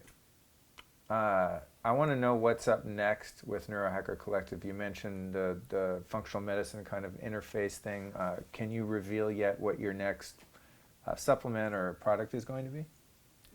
We've got about 10 products that have already tested well in the prototype phase, of different types that will be going through, final refinement and trials and like that before being released. We're actually hiring right now for additional formulators and VP of product and et cetera, and researchers to come help, because as we're scaling, it needs more work to be able to do it at the speed we want to. So we will not produce any product that is to treat any medical condition. Cannot do that, right? That's a medical thing. But things that support sleep, things that support healthy sensory process, meaning if there are sources of chronic pain, but chronic pain is not bothering people. Things that help support calm. I'm looking forward to that one. Things that help support natural calmness, which is not saying an anti-anxiety thing, but it is a natural calmness. I get you. I think our audience is able to read between the lines. All of those I find that I dance around terminology so much on this show in the interest of protecting my guests that happen to produce a different product or service or whatever. So those are things that will be coming soon. We have a new version of Qualia also that is just a single step, less total pills. Oh, wow. And right now is testing as effectively. So we spent a year refining it. Wow, and so that'll cool. be coming out early this next year. Exciting. So a handful of new products in the nutraceutical mind-brain health space. then curating neurotech across those platforms, all types of neurotech with a proper scientific vetting curation platform, and then the doctor program are the things that I'm really most excited about. That's awesome. When you say neurotech, are you talking about lasers and light devices and magnetism and all this kind of stuff? Oh, cool. That's interesting. What are some, as I've, those of you listening that aren't seeing the video, as I walked into Daniel's home here, it's a beautiful home. It's a gigantic house with a lot of big rooms. It's lovely. But in everywhere I look, I see some biohacking tool or something. There's big amethyst crystals everywhere. There's a Samina bed right in front of me and a bulletproof sleep induction mat, an earth pulse, essential oils in the air. I mean, it's just so in alignment with my lifestyle. What are some of the neuro-enhancing or just life-enhancing technologies that you're digging right now personally? Some of the ones that I appreciate a lot that are like consumer neurotech, they're not still in R&D. I'm a big fan, like everybody else is, of red light. And so companies like Juve and Vilite and other ones that are working on intranasal transcranial whole body, near infrared and visible infrared. And we wouldn't need that if we just spent enough time in the sun. Right. But if you don't spend enough time in the sun, it is removed from normal indoor lighting because it's the part that makes it expensive and not it uses up efficient. more energy to make warm light, right? So rather than do the whole house, you just do your body with your clothes off. And we photosynthesize molecules like plants do. Not as many as plants. Plants are all surface area photosynthesis. We're not that much surface area, but it's a meaningful part. So we know that the bluer and UV into the spectrum helps us with vitamin D. And the way that it does vitamin D synthesis is different than orally supplementing vitamin D. So there's meaningfulness there. But nitric oxide is also photosynthesized from exposure to light. And ATP specifically is upregulated. Mitochondrial output of ATP is upregulated from the red end of the spectrum. And so upregulating ATP output is kind of just good for everything, right? This just means increased cellular energy to do whatever the cells are doing. So that's one I like, and I do like transcranial and intranasal applications, especially where there is TBI or tinnitus or things there where you don't quite know how to address it specifically, but Ooh, interesting, because I do the V-Light, the 810 nanometers, near infrared. It's invisible, right? I use that one. I used to have the one that was 6 something. It was very red. It lit up the whole front of your face, which I just like that for effect. I don't know which one does what. And then I do the Juve. And I love both of those as well, like seriously. But here's the thing, I also get a lot of sun. My vitamin D levels are off the chart. I still supplement with it. Here's one thing, though, I wanted to get your opinion. And I always say, okay, it's the end of the interview, and then it goes on for another hour. But in all seriousness, with the spectrum of light, because I do sun gazing. I've been doing that for years, grounding while I'm sun gazing when the sun rises or goes down. I get full naked sun as much as possible. So I'm getting a lot of the natural spectrums. I limit blue light at night, like pretty hardcore in the home. When it gets dark outside, it also gets amber and red inside. Like I'm dialing that in. My sleep's great, circadian rhythm. But when it comes to the spectrums of sunlight, different people might have different opinions on this, but based on being a 47-year-old guy and knowing what the sky looks like normally with planes in it or planes not in it, there is unequivocally some geoengineering going on the planet. And I think anyone that doesn't acknowledge that to some degree has serious psychological issues.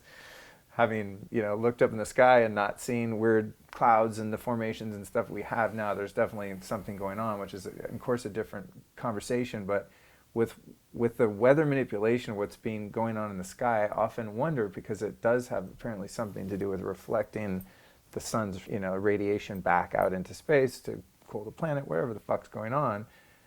But the temperature of the light and the spectrum of light is being altered in an unnatural way from whatever's being done in our skies. Do you think that that's having an effect on our biology, just aside from whatever toxins we might be breathing in, but just the actual nature of light itself?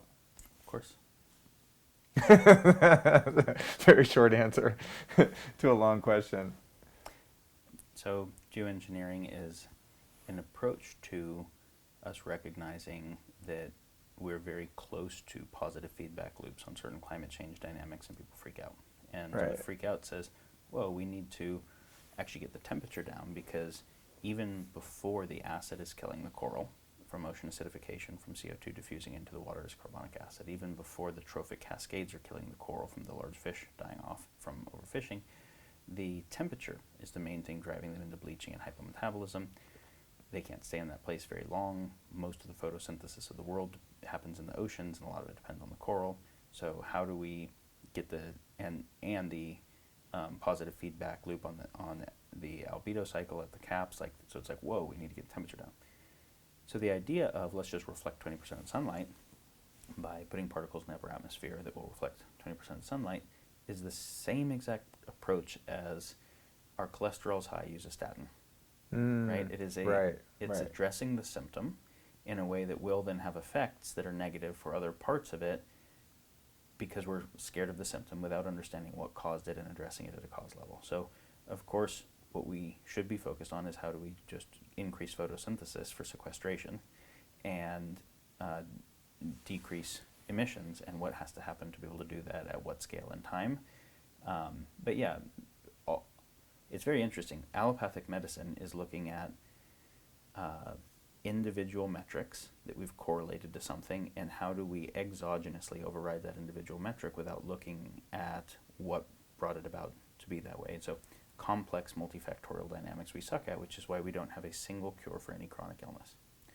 We can cut cancers out, radiate them out, poison them out. We can't make them stop growing and understand why they grow in terms of current medicine. Same with psychiatric illnesses, same with neurodegenerative, same with autoimmune, because they don't have a single cause.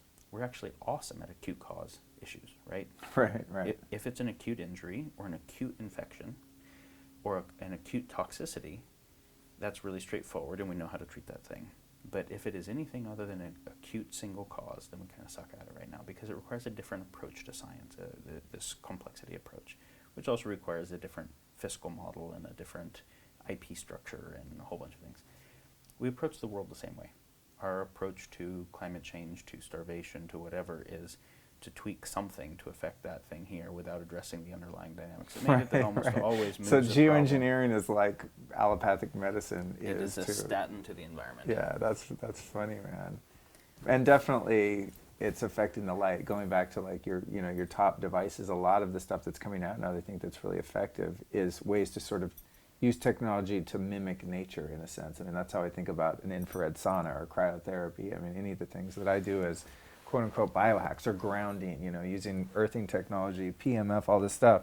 It's all really just trying to create that homeostatic experience of being a sentient being on planet Earth in its natural state. But we're not in a natural state, including the light spectrum that's coming at us from the sun. Like, you can't even get what you would have gotten 100 years ago. It's true. Our main biohacks are actually just putting us back in something closer to an evolutionary environment. So our air filter is not making special air. It's just making less polluted air, right? I saw that you have one over there, too. I have them in every room. Yeah. And our water filters are also still not as good as spring water, right? Yeah. Do you have a pristine hydro filter? I don't have a pristine hydro. They're in Laguna Beach, not far from here, but I've done a lot of research on the filters, and I'm going to interview that guy, but I think if I had to have a filter, he'd probably be the guy. He vortexes the water, he puts magnesium bicarbonate, silica back in it. I mean, he's like making spring water out of municipal water. It's crazy. But anyway. But, whether we're pulling toxins out of the environment, or like, I was mentioning the VOC here. Actually, it's not releasing much because I used the AFM Safe Coat. Oh, no way. And Safe Coat's another biohack that I think is awesome. If you have a place that has new carpet or new paint, or you're going to paint or install things, the non-toxic products that AFM makes are really good. No way. Cool. That is going in the show notes. But yeah, I mean, so much of it is just recreating evolutionary environment, which is why so many people who are ill go, like, move to or visit some more rural, natural place, and they get better. Right. And so that's a lot of it. And then there's, of course, advanced shit that is not just doing that. Yeah. What other kind of tricks you got up your sleeve that I haven't observed walking by, tech-wise? Well, QEEG-based neurofeedback is awesome. Yeah. And whether you're doing alpha theta training or SMR training or delta training should be based off your QEEG, and someone who knows how to do that well. I don't know if you've ever went to Peak Brain since you live in LA. I go there all the time, yeah. But Andrew's good. Yeah, so. Andrew is good. I interviewed him here on the show, and I was on his show too. Yeah, brilliant guy. So that's a great therapy. Right now, I mean, TMS is actually interesting. It's early, but it's interesting for many things. What's TMS? Transcranial magnetic stimulation. Oh, okay. Transcranial ultrasound is profoundly interesting in the early studies at University of Arizona and some Japanese universities in curing Alzheimer's through a very novel proposed mechanism involving microtubules. But it's too early to really know what it's doing.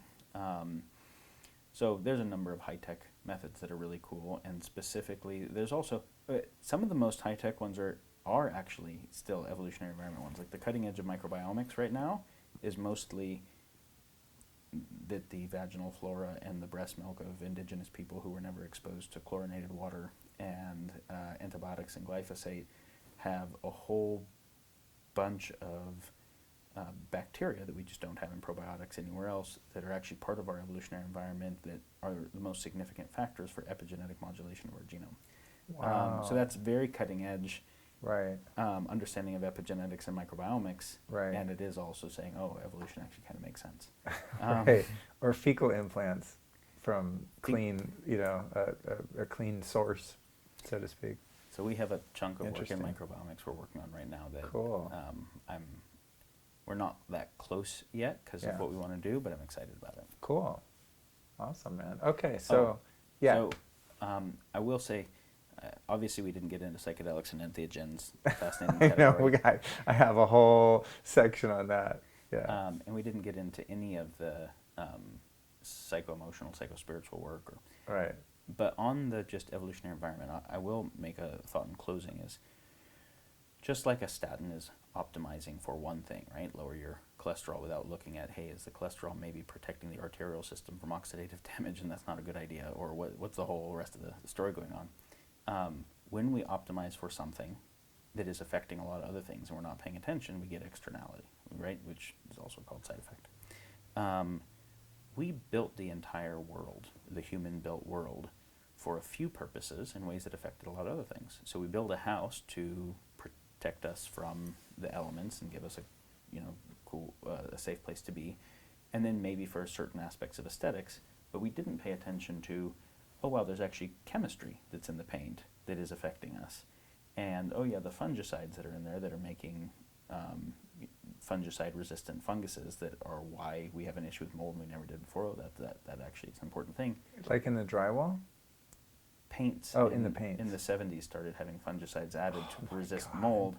So and then the mold became super... MRSA mold. Oh, God, that's insane. So the reason everyone has mold issues when we lived with mold forever in an evolutionary environment is because this is mutant mold. Oh, my God, dude. But even things that's like, crazy.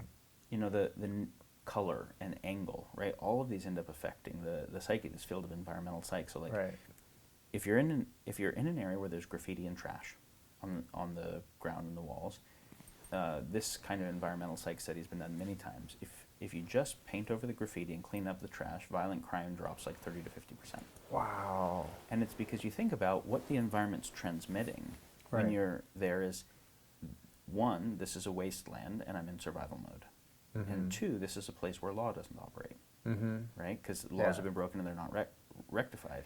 Right, and as soon as you fix those things, how violent human beings are is being changed at the 50% level by an environmental psych. Right. I've heard David Hawkins talk about that. He called it the broken window theory. You have a building in the ghetto and it gets ignored, and then someone breaks a window, and then someone comes along and breaks another window, then comes the graffiti, then the drug dealer's on the corner. And I never thought about the kind of mechanics of it. That's very interesting. It's like the level of consciousness of anything, could you say? Would you frame it in that way? I would say that's a way of reducing the complexity of it. Right. Which is kind of my thing. But I interview people like you and go, squish that down into a bite-sized thought. But if you go into a cathedral, they're doing environmental psych, and so the sound and the smell and the visual and every aspect of the sensory process is designed to uplift and exalt. But then specifically, that it's narrow and very high has a certain effect that's different than if it was wide and high or if it was not high, right? Which is, you're very focused on up, and so then you feel very small, and you can both have a sense of feeling, and then the priest is halfway between you and where Jesus is up there, Right. and where God is. And so both, if you want to look at the cynical side of this is how you make a good authoritarian kind of dynamic where everybody feels small with an authority up there, but also the beautiful, the mystical side of people feeling a sense of awe and exaltation, right? The environmental psychology of how those buildings are done induce state, right? Just like Burning Man induces state because of the environment, even if you don't take Pyramids. drugs. So what we are realizing is that we have built a world that we are not well adapted to. And that's affecting us in a lot of ways that we didn't pay attention to that are mostly not good for us. And so there is this task that and it's not good for the planet, right? And it's not good for us. So there's this task of how do we rebuild the entire physical built world in a way where the primary goal is not it being inexpensive or fast or aesthetically beautiful. Those are all partial goals. But the primary goal is that it is enlightening the humans that are inhabiting it. How do you create a built world that makes the healthiest, most enlightened, most pro-social human beings that are inhabiting it, and how do we rebuild the entire world with that in mind, in relationship to, harmony with the ecosystem. So that's the biohack that is most interesting to me. That's amazing, dude. I love that. Really good way to sum it up. All right, so closing question. Who have been 3 teachers or teachings that have influenced your work where we might be able to go find more from them? Like, who have you learned from that we might go up and learn from as well? Specifically more related to individual health? No, just anything. Anything, totally broad. Could be a book, teacher, philosophy, relative. And preferably something that one could go look up or we can put in the show notes, Buckminster Fuller, whatever, Buckminster Fuller would definitely be at the top of the list. And either Operating Manual for Spaceship Earth or Critical Path being the most approachable books on understanding the state of the world and how to think and how to design. So that would be very high on the list. And then ordering 3 is impossible for me, so I'll just say the ones that came to mind first. Yeah, that's the idea. Finite and Infinite Games by James Carse is a great book. It's a book that will help you understand both the future of economics, the future of worldview, and very deep spiritual principles together from a game theoretic perspective. And it's a small, easy read. Wow, cool. Is a great one. And then the next one that came to mind was Anthony de Mello, who was actually a Jesuit priest, but was someone who studied all the world religions and traditions and spent most of his time in India. A little book called The Way to Love. And it's a tiny little book. And principles of sovereignty. What does it mean to actually be whole and to be able to love from a place of wholeness rather than this commodities exchange we usually call love of what do I have to give someone to get the security and reassurance and validation I'm looking for, and how will I punish them if they don't do what I want. But because there is really no such thing as being able to really love someone, which means to see them and want for them if you need them to be something, because you can't see them if you need them to be something else, right? And you can't want for them if what's in their highest good isn't them meeting your needs. So loving from a place of wholeness, it's a great little book. Damn, that sounds awesome. Those are 3 good ones. All right, great. Thank you so much. Wow, it's fascinating. I have so much more research to do now. Well, thank you so much for joining. Where would you like to send people in terms of website, social media, any of that? Yeah, 2 things is if people are interested to learn more about what Neurohacker's doing, easy, neurohacker.com. If people are interested more in some of the larger social topics, the economics, education, etc., I have a blog at civilizationemerging.com, and you can go check stuff out there. Awesome, great. We'll put those links in the show notes. For those of you listening and you want the show notes for every episode, please remember you can go to lukestorey.com/newsletter, enter your email, and we'll send them to you. So thank you so much for joining me, dude. I look forward to doing it again. This was fun. Right on.